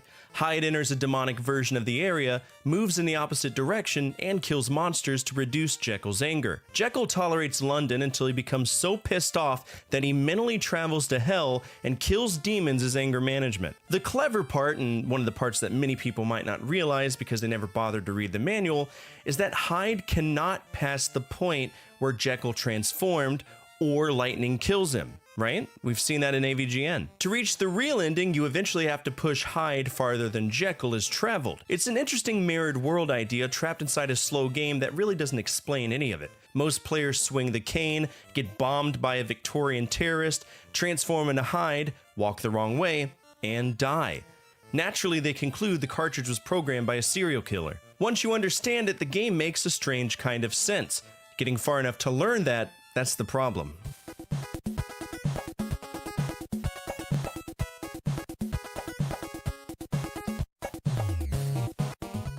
The Adventures of Bayou Billy is what happens when Double Dragon, Operation Wolf, and a driving game get drunk in New Orleans and wake up legally bound to the same cartridge. Billy West's girlfriend, Annabelle, has been kidnapped by Godfather Gordon because Billy destroyed his red bean and rice warehouse, which was secretly the headquarters of an international smuggling operation. What was Gordon smuggling? Pray tell. Drugs? Weapons? Stolen artwork? Cocaine beans? One moment, Billy is punching men and wrestling alligators, then the game becomes a shooting gallery. Then he finds a Jeep and starts speeding down Interstate 10, shooting limousines and throwing dynamite at aircraft. Where did he get the fucking Jeep? Why does it have mounted firearms? Why is the Mafia deploying an air force against one man? The variety is ambitious, but all three genres compete over which can kill you most aggressively. Basic enemies absorb punches like Billy is gently kneading bread dough into their abdomen. The shooting stages turn Louisiana into a parade of helicopters. And as someone who spent most of my life in Louisiana, I can comfortably say, this is a work of fiction. The overseas version even made enemies tougher and roads more dangerous because apparently Bayou Billy wasn't hostile enough. Somewhere inside is a creative action game with great personality. But whenever it becomes fun, the difficulty grabs you by the mullet and shoves your face into the swamp. Billy starts by fighting thugs and ends up in a private war involving armored vehicles, attack helicopters, and suspicious beans. Gordon should have left Annabelle alone. This conflict probably cost more than his warehouse.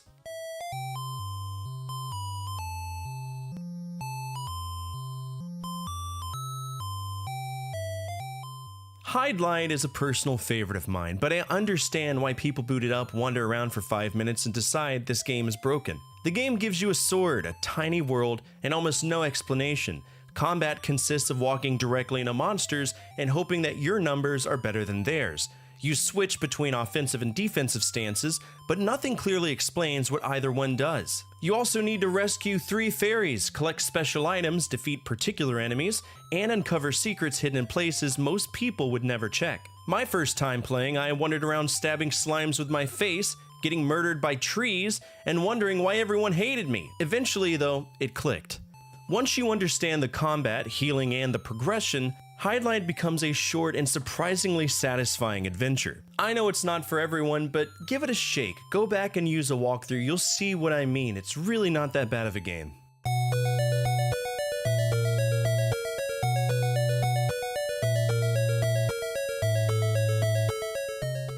Friday the 13th is another game that I genuinely enjoy, but it does a terrible job explaining why anyone else should.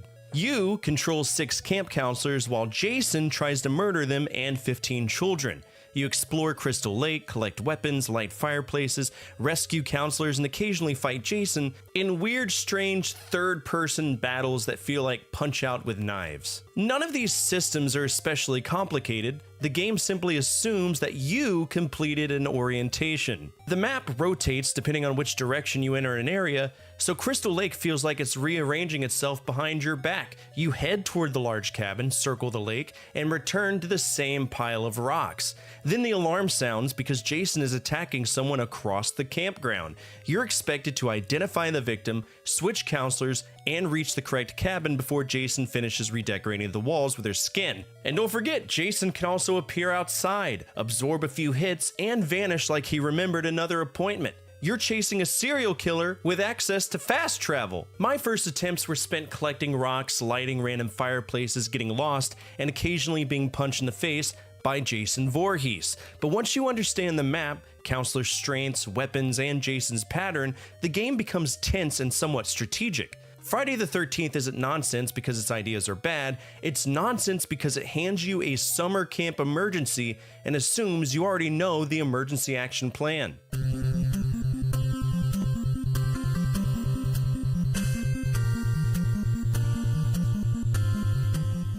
Legacy of the Wizard begins with a family living peacefully in a small house. Directly beneath the house is an enormous labyrinth containing monsters, magical crowns, and a dragon capable of destroying the world. Did the realtor mention any of this? You gotta recover 4 crowns and defeat Keela, but you control the entire Drazzle family. Every member has different abilities. Daddy is strong, the son jumps higher, the daughter interacts with certain blocks, and the mama uses particular items, and even the pet can reach exclusive areas. But forget about Grandpa. No, he stays home and handles passwords because apparently adventuring is beneath him. It's a clever setup, but the game never clearly tells you who should go where, which items they can use, or which part of the gigantic maze you're wasting your life inside. There are hundreds of rooms, hidden passages, shops, elevators, and dead ends. Some routes require specific characters or items you may not know exist, and naturally, there is no map. You can drag the father through an entire section only to discover the final passage was designed for your daughter. Then you travel home, switch characters, and try to find your way back. The family apparently only owns one adventuring license and has to pass it around. Once you understand everybody's abilities and map the labyrinth, Legacy of the Wizard becomes ambitious and deep. Before that, it feels like a family vacation where everyone packed one essential item in a different suitcase. To me, moving away would have been easier, but no. They have to solve the world's problems.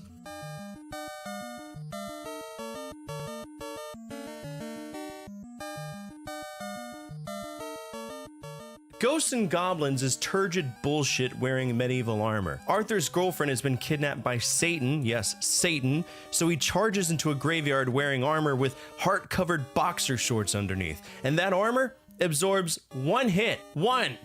Uno. Ichi. Eins. Ah!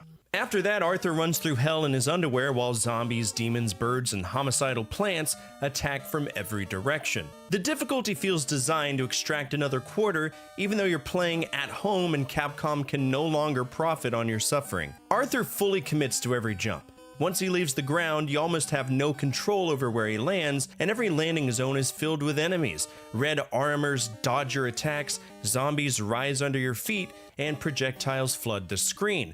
Then there are weapons, because of course there are, and you don't have a choice if you want to keep them or ignore them. If you touch something, it is now yours. Accidentally grab the torch, and congratulations, you traded a useful lance for a bouncing campfire that misses everything directly in front of you. Certain weapons are required to finish the game, but it will happily let you reach the end carrying the wrong one. Then you defeat the last boss, rescue the princess, and learn that the adventure was all just one big illusion. The game sends you back to the beginning, because this is Ghosts and Goblins, and you have to beat the whole game twice. That isn't a second quest. No. Nothing meaningful changes except the difficulty, which is already hard as fuck. The game simply points towards the graveyard and says, "Do it again, asshole."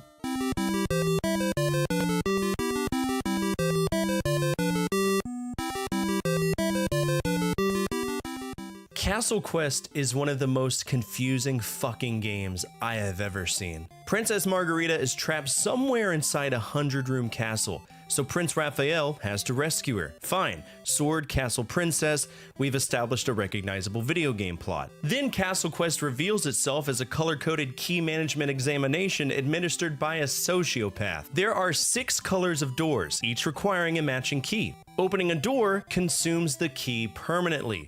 There are no extras, and some doors are simply the wrong doors to open. Waste a key, and the game can become unwinnable without telling you. That is not resource management. That's being denied graduation because you selected the wrong hallway 3 hours ago. Every room is a platforming puzzle filled with elevators, spikes, blocks, jars, safes, barrels, and enemies that kill Raphael instantly. One bad push can make a puzzle impossible. The manual even teaches the half-character offset technique, requiring you to position blocks half the width of Raphael's body. You begin with 50 lives, which sounds generous until you realize Castle Quest budgeted for you to die repeatedly while learning how its furniture works. There is a map, but you have to find it inside the castle. That's like receiving a GPS halfway across the country. There's also a hidden Control 2 menu for resetting rooms or retreating because Castle Quest knows you'll trap yourself and you need an administrative escape hatch. Soon every door becomes an audit. Do I use the yellow key? Will I need it later? Is the yellow door bait designed to destroy my future? It's silly.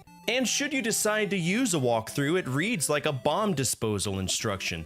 Push this block half a space, ignore that room, never use this key, and don't touch anything interesting. Maybe there's some level of satisfaction in solving it properly, but without notes, a walkthrough, and the patience of an archaeologist reconstructing a dead civilization, Castle Quest is complete fucking chaos.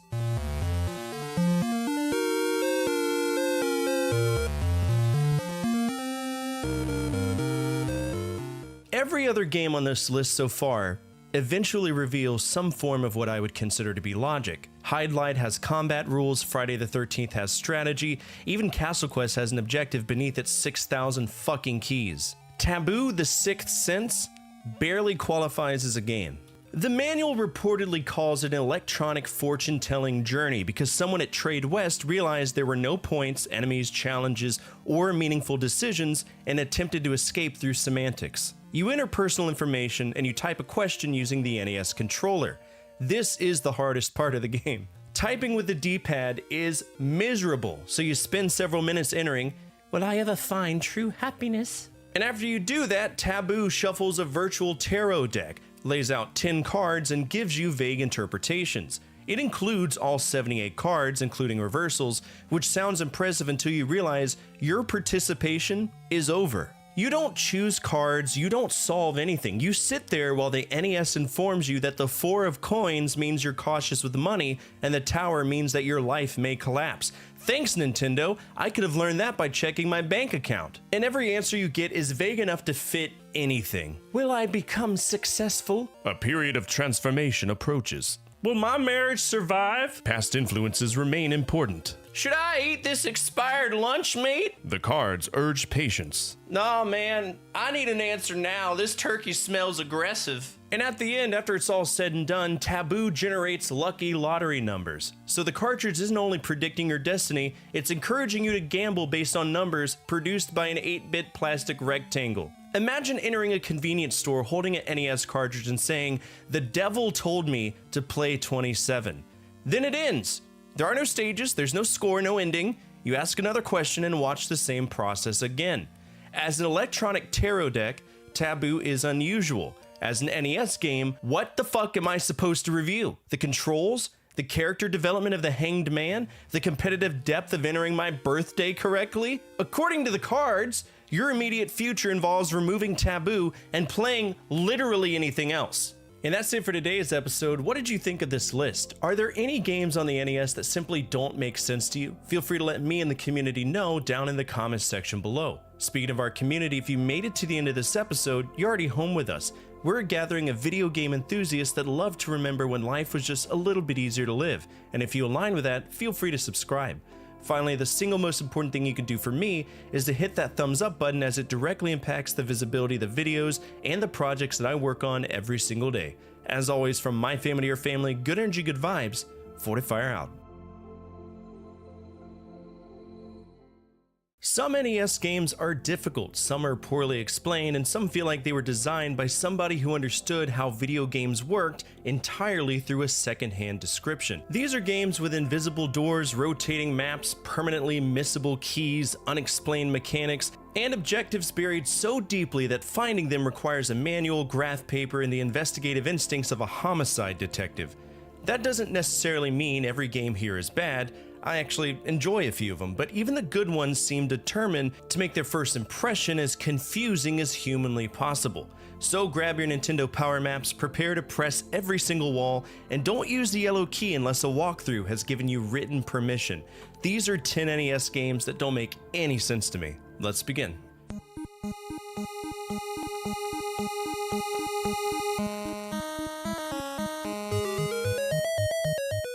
Deadly Towers doesn't simply refuse to hold your hand. No, it cuts your hand off, throws it into one of its invisible dungeons, and refuses to tell you which identical room it landed in. Prince Meyer must enter 7 towers, recover 7 magical bells, burn them in a sacred flame, and defeat the evil big bad guy Rubus. That sentence makes considerably more sense than anything you experience while playing Deadly Towers. You wander an enormous landscape with no direction, throwing the world's loneliest sword at monsters. It's technically a sword, but Meyer launches it like a medieval Nerf dart, so I'm not convinced he understands swords either. Then you step on an unmarked patch of ground and fall into a dungeon. Is there a bell down there? Is there a useful item? What about progress? None of the above.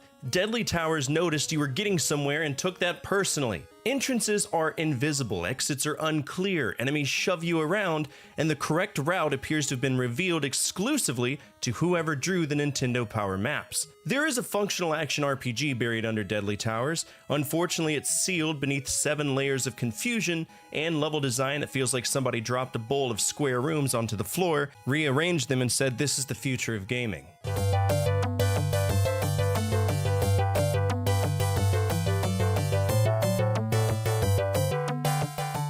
If you've played Athena, then you probably already know the plot, but for anybody who doesn't, Princess Athena is bored with castle life, so she jumps into the fantasy world looking for excitement. She isn't saving her kingdom or stopping an apocalypse.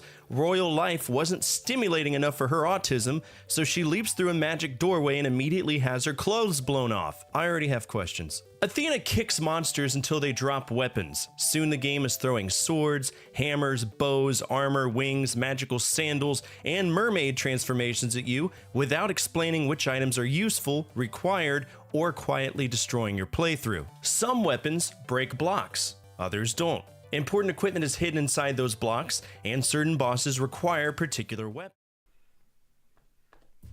Alright. Okay. Atari 8-bit I usually don't mess with, but I'd be willing to try it for this. I don't even know if we have it. Well, there it is, but it's, again, it's weird. It could be multiple discs. Fuck.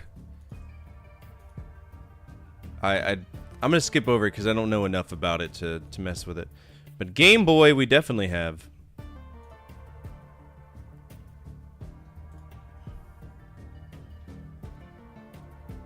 Alright, cool.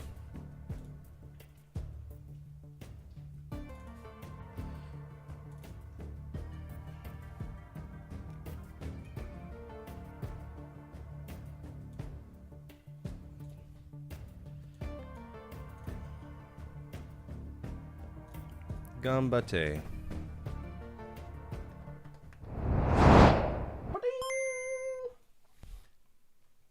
I expect this to be very simple. Like, very, very, very simple. Let's see. Make it a little bit bigger for you.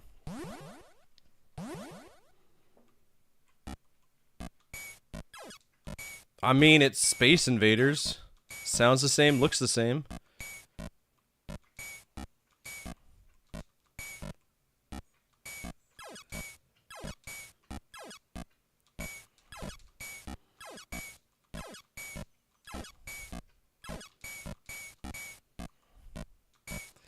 It's extremely fast already.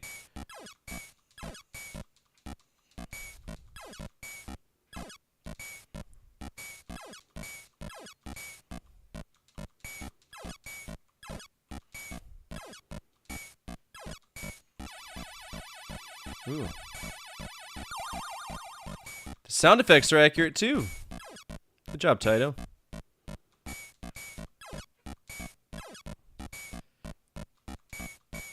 I will be honest with you, I've never liked these barrier border things. Like, ever.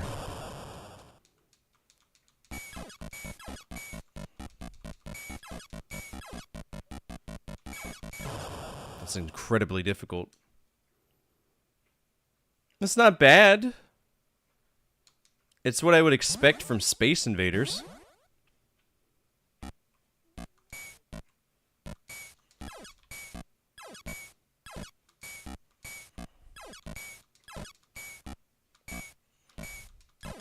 It does have a little slight questionable hitbox on the, when you're shooting projectiles against projectiles.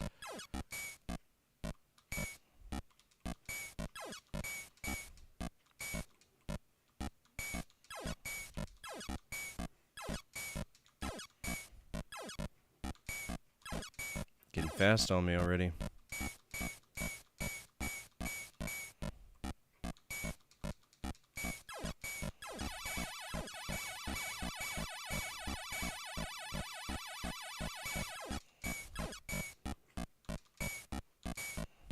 Damn.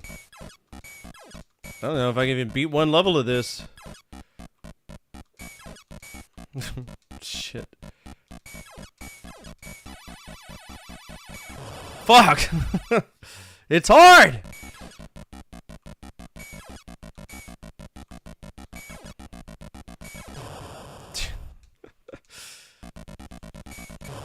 This is ridiculous.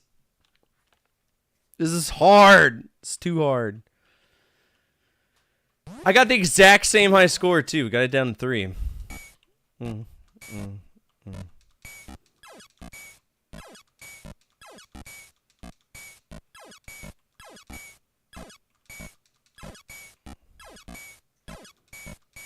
Maybe I gotta do a better job of clearing them up high.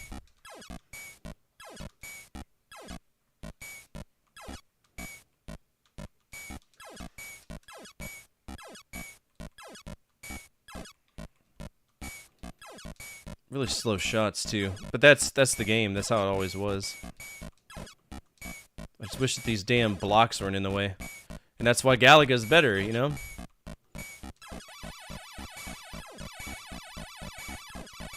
In my humble opinion.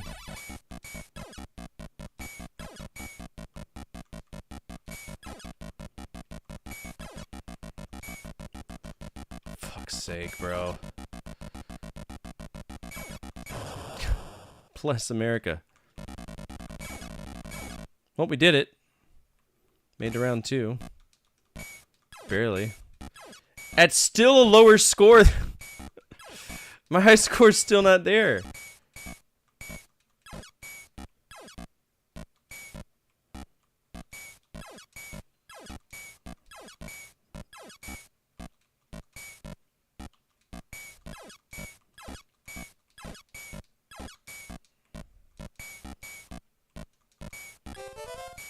Oh, I got an extra life. I didn't even realize that was possible in this game.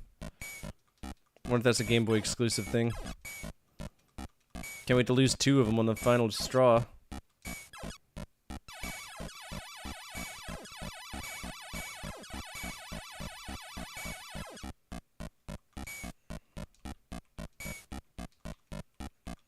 Oh my god, dude. I'm trying to protect y'all. Ridiculous!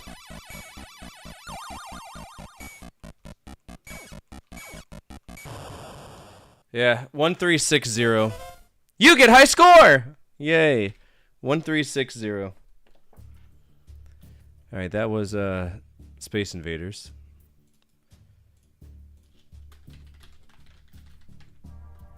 One 360. Very, very low score because it's a very stingy game when it comes to points. That is a regular Game Boy game. I'm gonna say this game costs 20 bucks. What would y'all rate that? It's good. It's just very hard, and difficulty doesn't mean it's a bad game. I'd give it an A. You know what I mean? A, S minus. That's the range I'd go. It's a good conversion.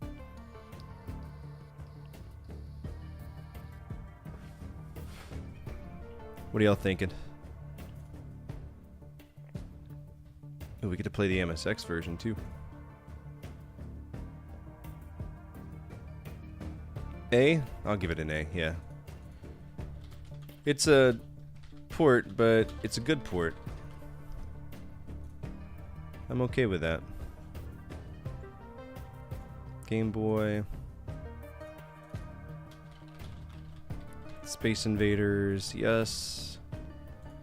Alright, this is about as good as the original Space Invaders. So where is it?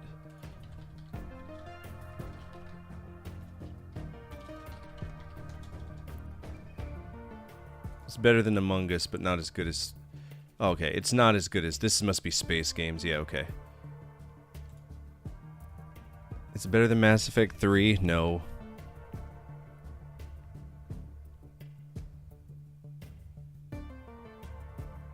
We'll put it down here.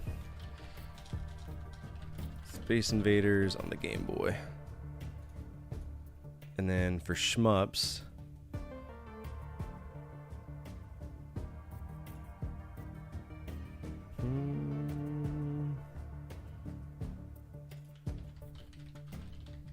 I gotta find just the regular Space Invaders. There it is. It's slightly below that one. $13.99. I need one more person to do it for us to play that game. Otherwise, we're gonna go ahead and move on to the MSX version of it.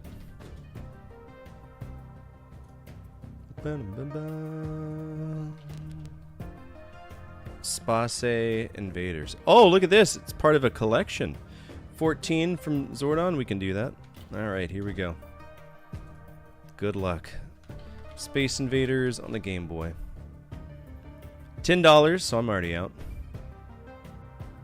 $9.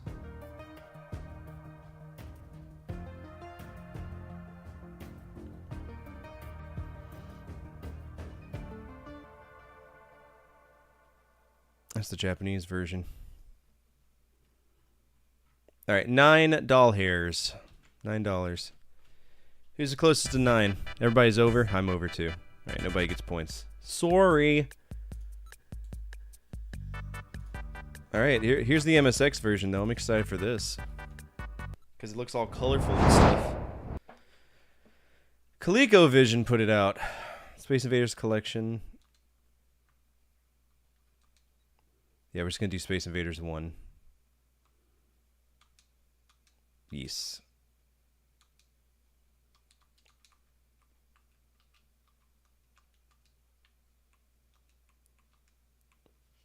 Is this controller keyboard only? Hello?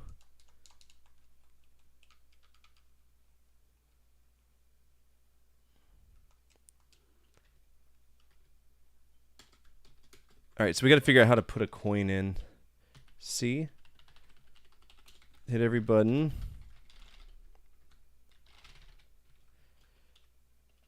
Okay, so this... Let's see if we can get it on here. Because I have a strange, sneaking suspicion that F1 is going to be the button that does it, and it's not going to work on this. My abandonware.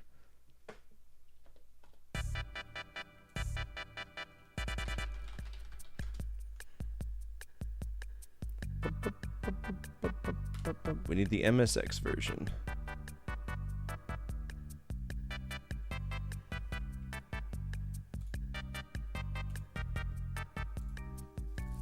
There we go. Let's do SV revision 4. Hello? What does that mean? Give me the damn game. Out of your mind.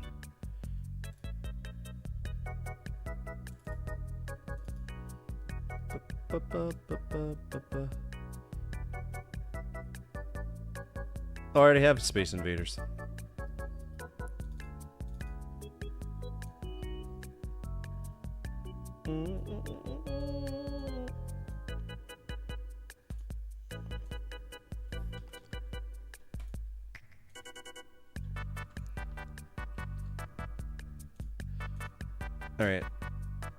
Alright, we got one player. We're playing. Oh, this is grand. Look at the colors on this. So this is actually more colorful than the original one. But it's still got that weird hitbox thing. Well, this is going to be G tier, I can tell you that right now. It's smooth scrolling, it looks great. There's no filters added to this. Colors, man, the colors. Which I'm pretty sure that's the only thing that Space Invaders Part 2... Oh my god. Well, if they're not going to come out, there's really nothing I can do. Fuck!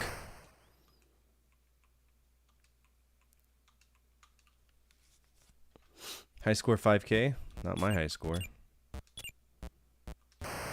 Jeez. It's hard, bro. Space Invaders is a mean game. Am I supposed to take it out row by row, maybe? Maybe that's the strategy we need. I'm just gonna lose all my life so we can start over. The colors, man, the colors.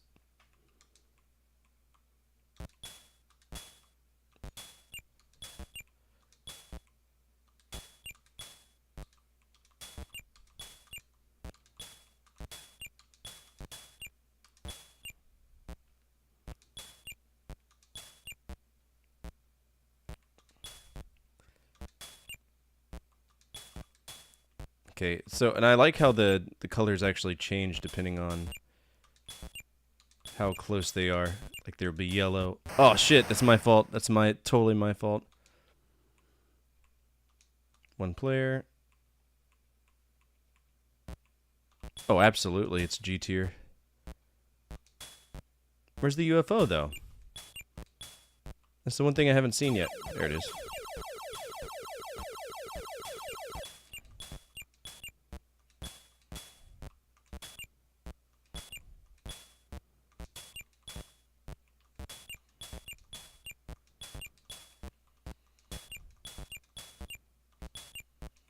Whew. We're speeding up, aren't we?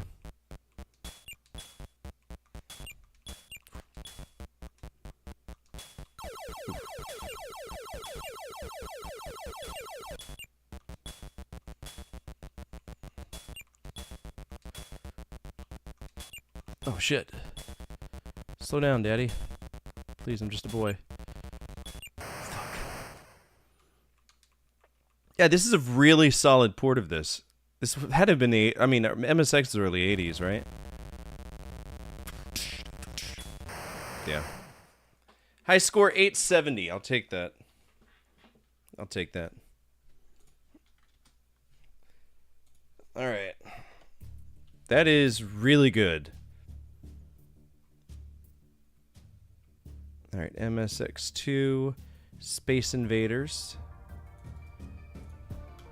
Space Invaders.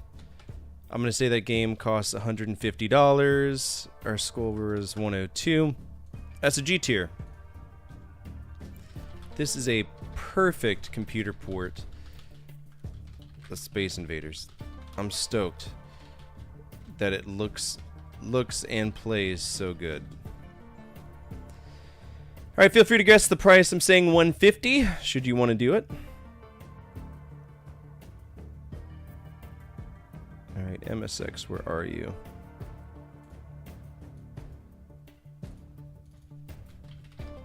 Space Invaders gets a G. And I'm going to put this on the same line. Just makes sense. So, Arcade and MSX are both great versions.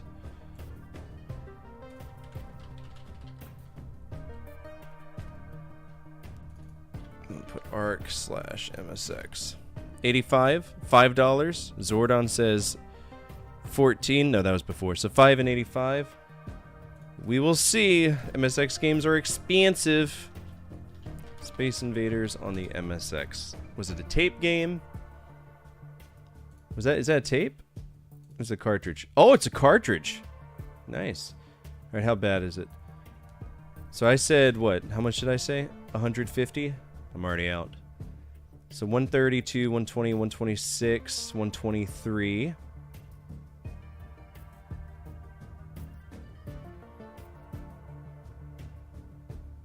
So we got down to 123. I don't think there's any more. I think it cut off.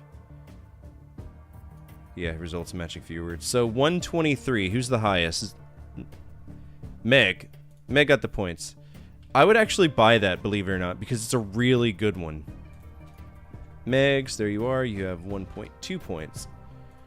What's next? The NES version. Oh, no. Of course there's an NES version of Space Invaders. Why wouldn't there be? And of course I haven't played it yet. What a shame.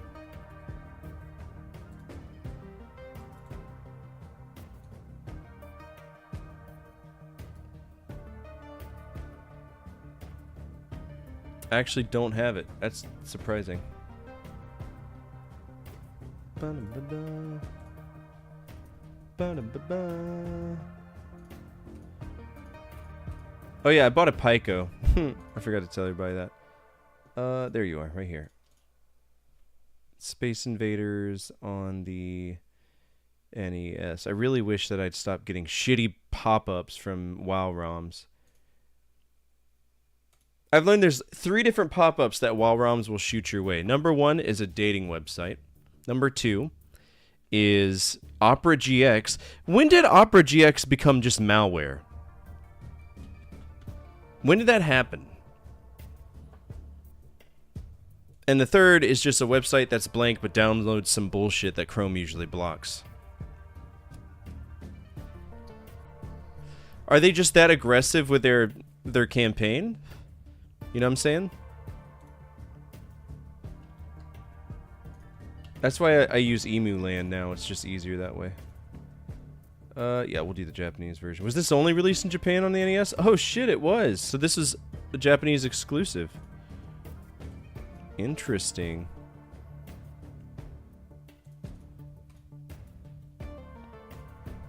It looks good.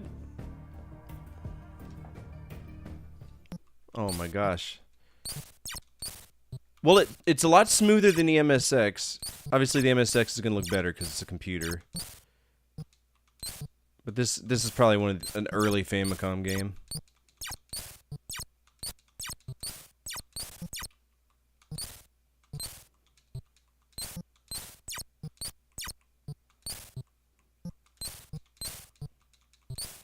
Look like little smiley faces, you see them? Are there supposed to be alien faces the whole time?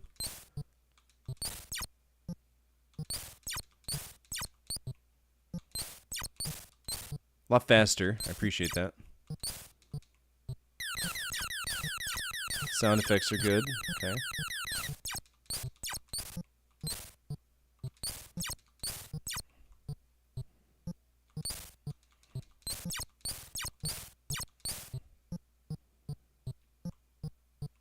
I do need to run ad blockers. I used to have one, but it doesn't work very well. It was a Chrome plugin or something.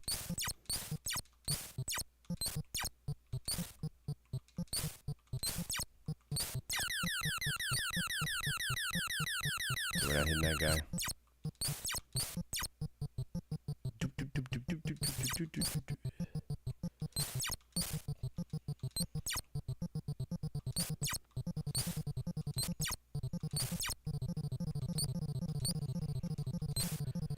Brotherfucker, dude. I mean, I don't know what you wanted me to do. It's so impossible. Game over after 1? Oh, no, no. That's not how that fucking works. That is not how that works. I had lives.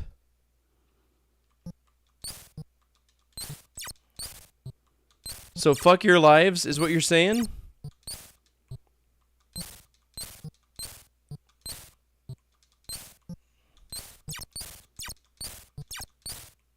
Or is that how it works in the original arcade game too? Doesn't matter that you got lives. The aliens win.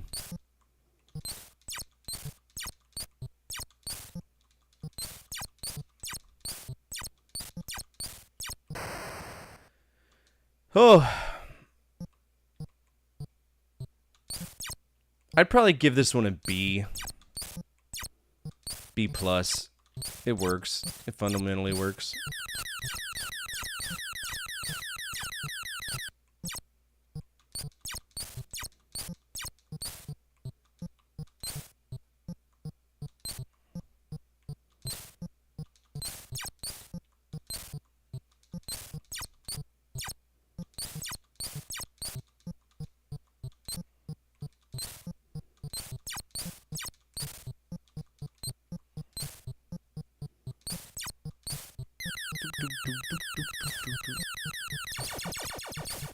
Apparently I hit the UFO. Good.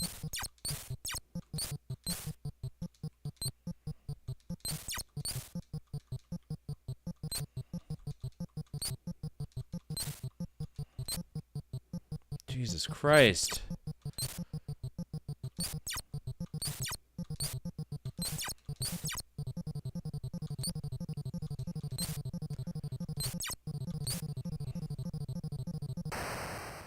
How did that hit me?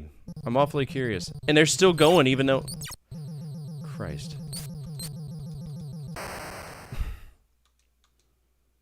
Alright, high score is... I don't think it's 5,000. We'll just claim a high score because I don't know the exact one. Alright, that was Famicom Space Invaders. Space Invaders. It is a Japanese exclusive. I would pay a whole $10 for that, and it's just a high score game.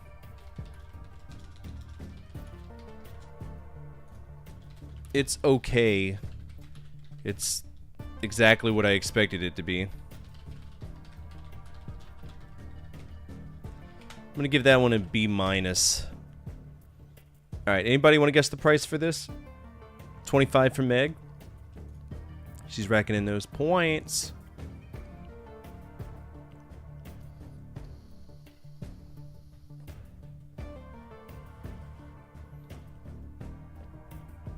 Need one more person to do it, otherwise we're just going to move on.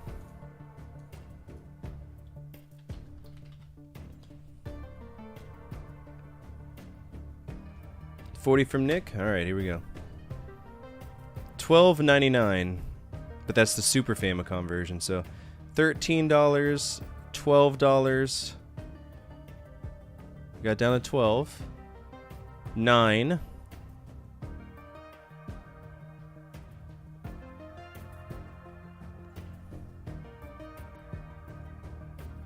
Alright, we got it down to 9. Yes, so 9. Who's the closest? I think we're all over, aren't we? Damn, I'm barely over. Alright. Next up is the PC 98 version.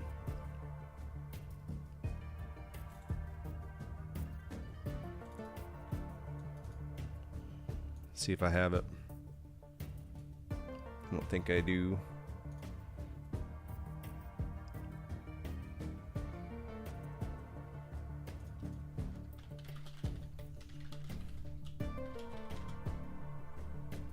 Actually, if that's on anything, it should be on. Yeah, I was about to say My Abandonware. PC 98 from Wizco, that's correct.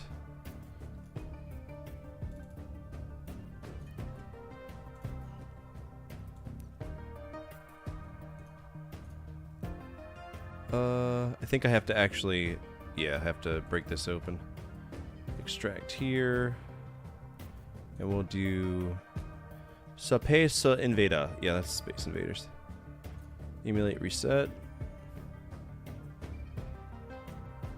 15. And then that should just be run, right? 1, 2, 3, 4, 5. Maybe we'll put it in this one.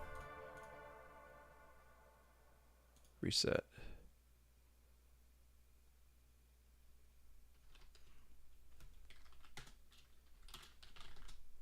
Type mismatch.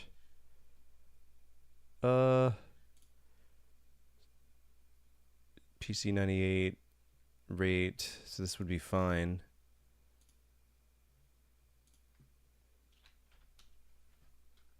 I don't know what it would be technically called.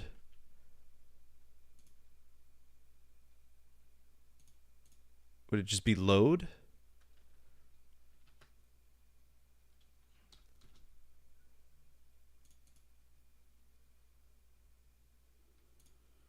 Let's see if we could pop this into here. There we go. It's probably going to ask for the same things though.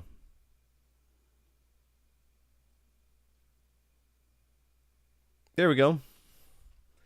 Presented by Wiz!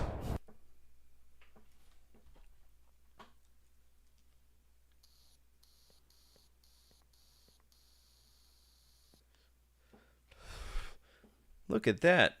Okay. We got some options.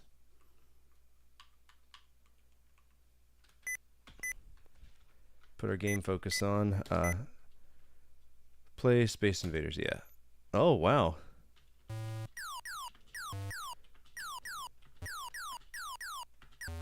This is actually a really good version. What's the other one, though? I wonder if it's the collection and that's number 2. I'm just going to go off of this and assume it is. Well, this is the first Space Invaders. Sounds good, plays well.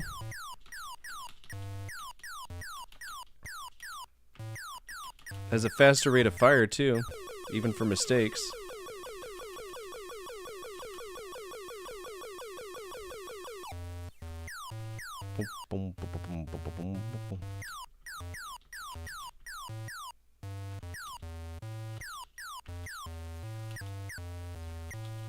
Yeah, I like this.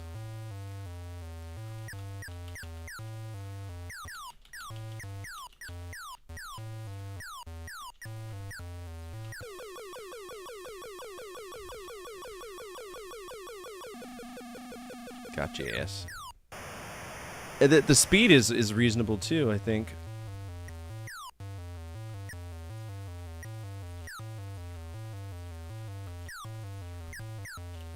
Fuck, man.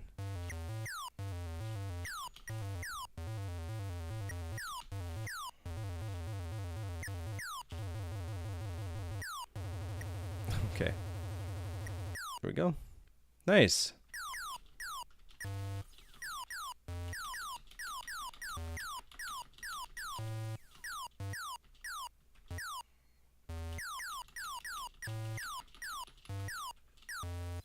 I will say this is like easy mode Space Invaders, though.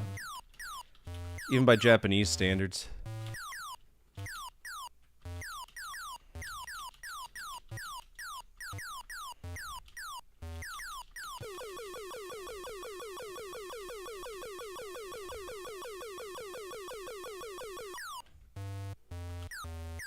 I'm surprised the PC-88 and the 66 didn't get this.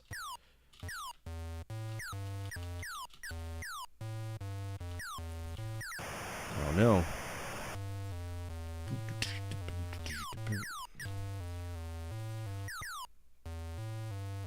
Keep me alive, why don't you?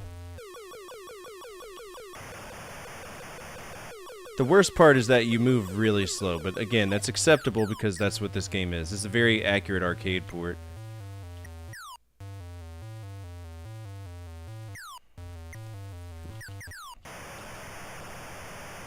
Alright, 1880. I'm down for that. That was good. 1880 on the PC-98. Am I not tracking PC-98? Is this the first PC-98 game we've played?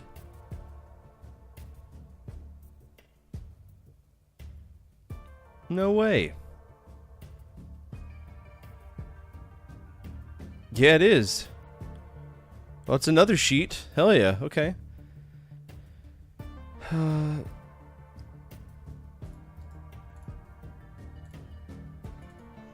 PC 98.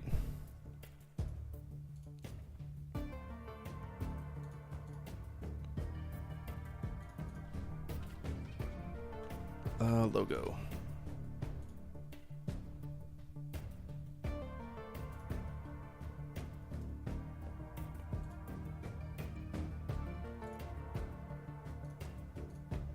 Insert image in cells. I'm very pleased with this. We're making good progress on checking out different things. Error occurred. You don't like WebPs?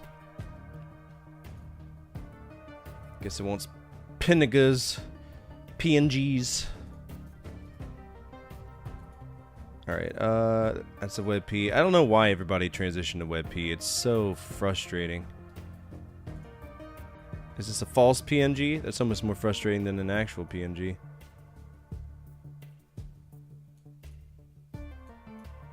It is a false PNG. Alright, I'm just gonna get rid of this and we're gonna type in PC 98. We're gonna make it really big. So big that it's basically the font. There we go. I might actually have the font for this.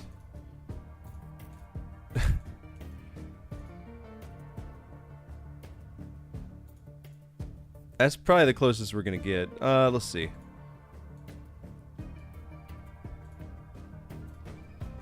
Okay, so that was Space Invaders. Space Invaders. I'm gonna say this game costs $180. We got a high score. It was really well made.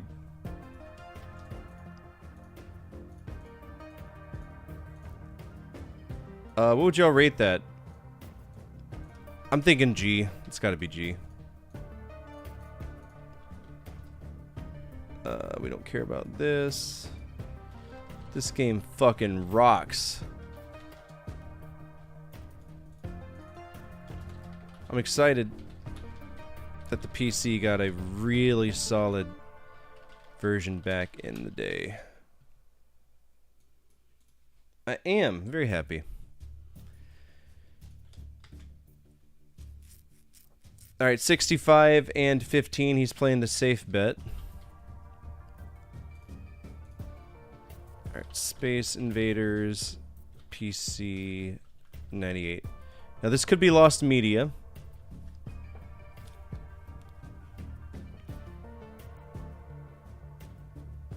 And it looks like it might be. Let's type in NEC and see if that fixes anything.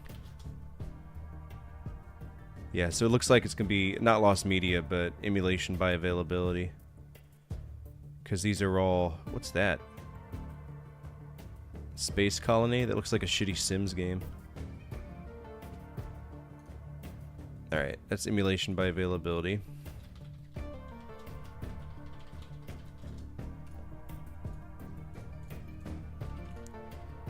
But that's solid. Where's my PC section? Where you at? PC 98. Put Space Invaders on there. Give it a G. Start off this computer with a really good, really good solid game. I appreciate that. Next is the SG-1000. That's Sega's first console.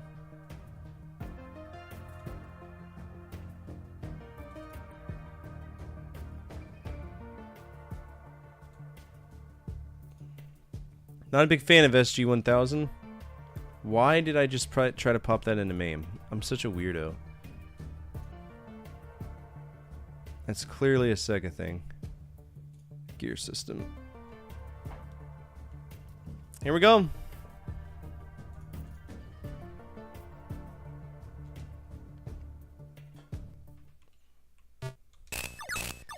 Oh, how grating.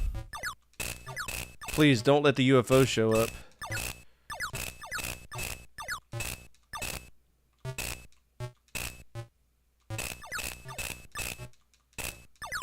Bear in mind, this came out the same day the NES came out. So you're gonna see a lot of similarities. Projectiles are much faster in this one.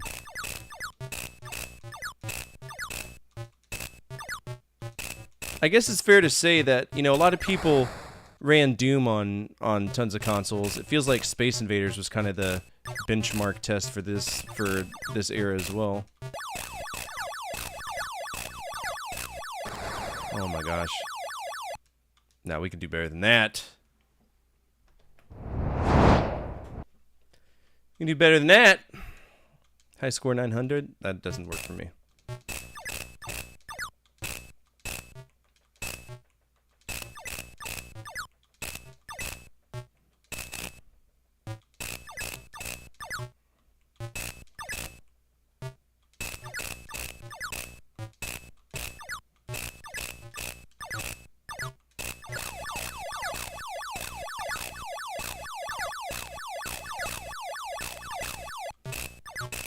A lot easier to shoot the projectiles because they're like spikes.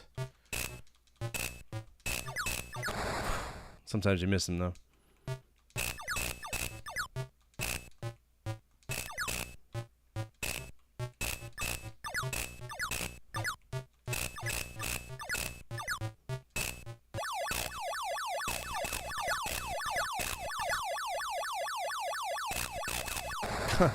Once they get to the bottom, it's really tough to work with them. And thanks for the iframes game. Appreciate it. All right, 900 is the high score. That was good. It's a good game. All right, SG 1000. Where are you? Should be right next to the NES, right? It's better than Dragon Wang. You remember that one? That was a game. Space Invaders. I'm going to say this cost $10. Our high score was 900. This is a decent port. Kind of shocked, to be honest. LOL. What would y'all rate that? Because that's a full range from A to S. Or A to G. But we really have to be generous if we're giving that a G. I'm leaning more towards S- for this one. I don't know. What are y'all thinking?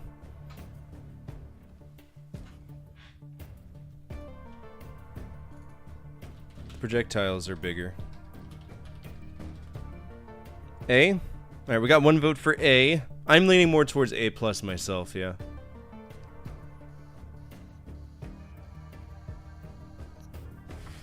Meg says S. The argument could be made for S. You know, SG-1000 wasn't known to have a lot of good games.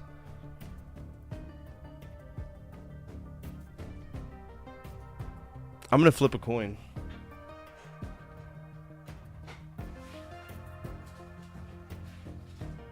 If only I had a coin to flip.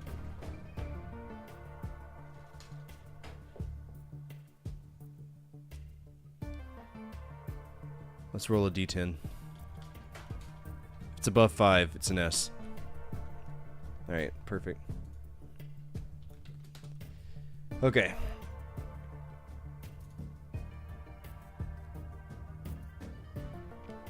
Yeah, we might have to do that, but I don't know if that's going to carry any of the early ones. Alright, nobody did the price game, so we're just going to look this up. Space Invaders on the SG-1000. That's expensive. Holy shit, really? I mean, I guess. 58. I'd buy it, but I wouldn't be happy about it.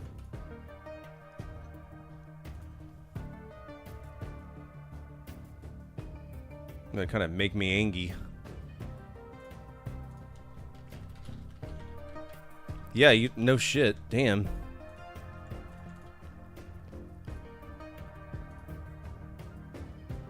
Alright. For the genre thing, we can add PC 98 and also SG 1000. I'm just gonna copy and paste this because it's gonna be the same. Here we go. Ba-bum. What's next? Sharp Zaris, we don't mess with. Terminal Wii and Windows 16-bit would technically be DOS, specifically Windows 3.1, which we can run. We just got to get it. Space Invaders. And just to check, it's 1997.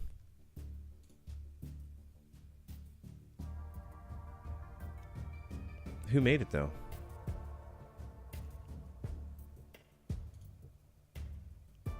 It would have been Wiz as well. So this obviously is not the same game.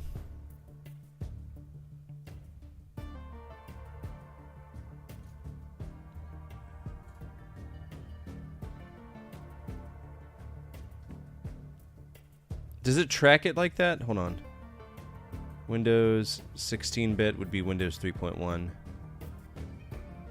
1997, right? There it is. Okay. So is this one?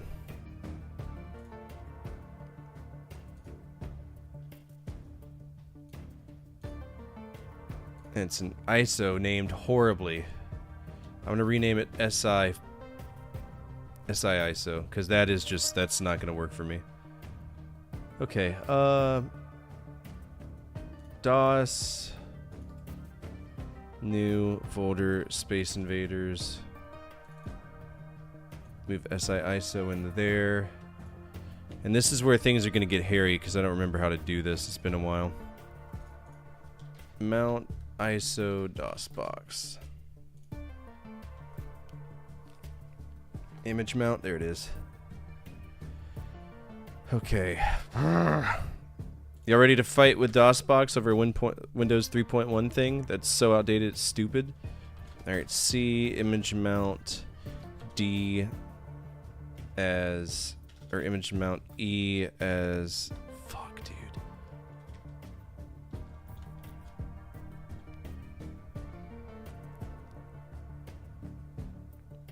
Image mount E as D backslash DOS backslash SI backslash SI dot ISO backslash TISO. There we go. We're going to change to Windows, then Windows Win-der.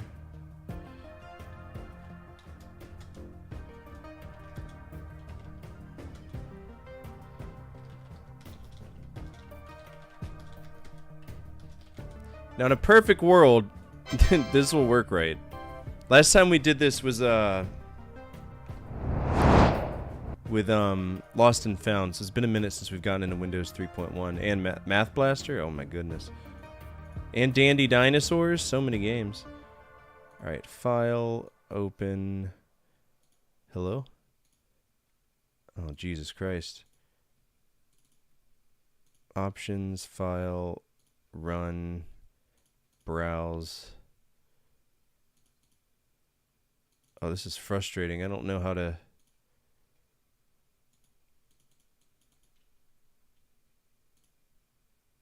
No, I don't want to end my Windows session. Dude, it's been so long since I've done all that. Oh, there we go. Where's the... just the...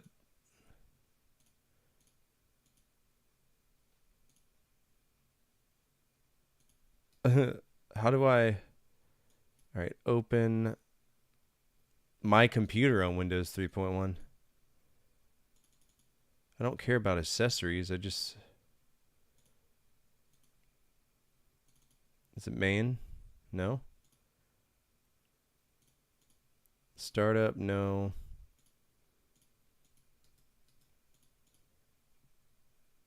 File manager, there it is. Jesus!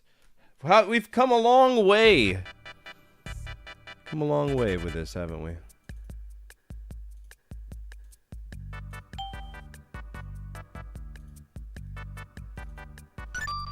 Jesus.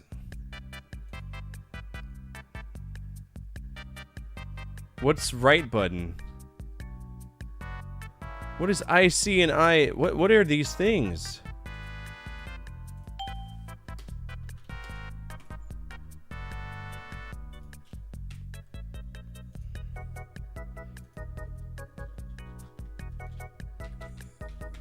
Can I play the game? Alright, P works.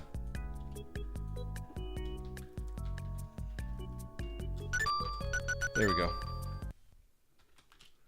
Alright, play player 1.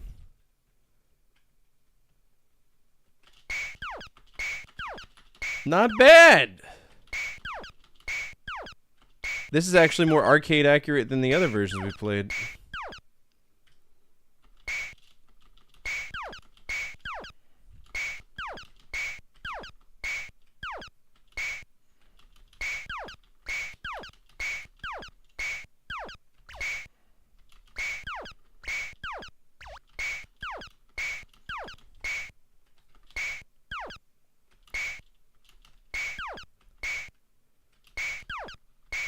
This is good.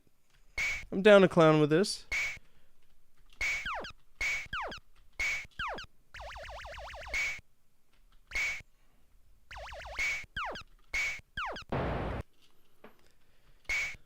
It's basically the same as the PC 98 version. I guess it was running on a very similar hardware in terms of operating system.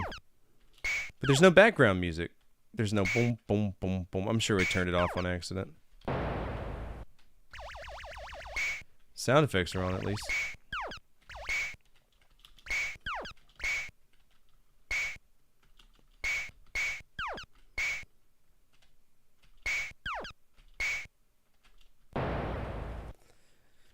All right, 720. 720.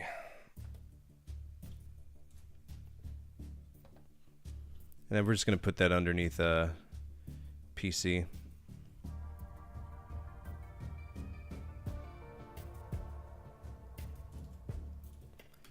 Space Invaders, and that's 3.1. It's a space game. That's fucked off, and that's fucked off too. 720, which isn't a really good score, but damn. I'm gonna give it the same score as. Yeah, we'll give it. I'll give this an S. It's a great option. It's a good middle ground between what is good and what is acceptable, and I'm okay with that. Alright, episode tracker for PC. So many games to cover.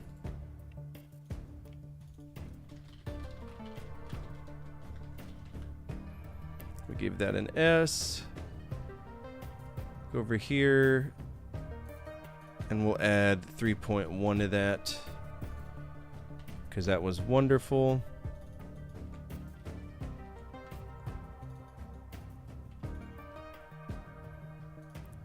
Alright, that leaves us off with Gypsy Juggler and a few other things, alright? Which I think that'll be good enough for tonight. Made a lot of progress, played a lot of games. It's very exciting. Tomorrow, I believe we continue this journey. Yeah. Wait, today was Tuesday, wasn't it? Why do y'all let me do Wildcard Wednesday votes? Well, tomorrow's just not going to be Wildcard Wednesday. It's going to be Project Day, okay? Make it simple. If you're watching on YouTube, feel free to come on over to Twitch. There's a lot more I can do for you, be it sound effects, stream loose cards, or channel point redeems.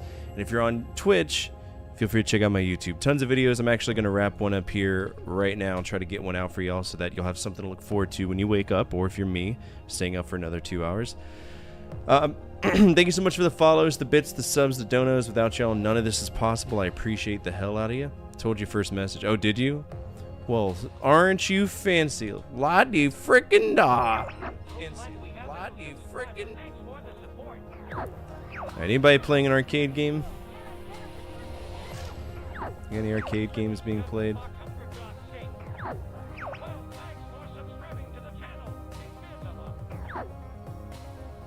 Alright. We're gonna go hang out with Horror Queen Harley, because she popped in the other day, and she's a sweetheart. You know we love her around here. Horror Queen Harley.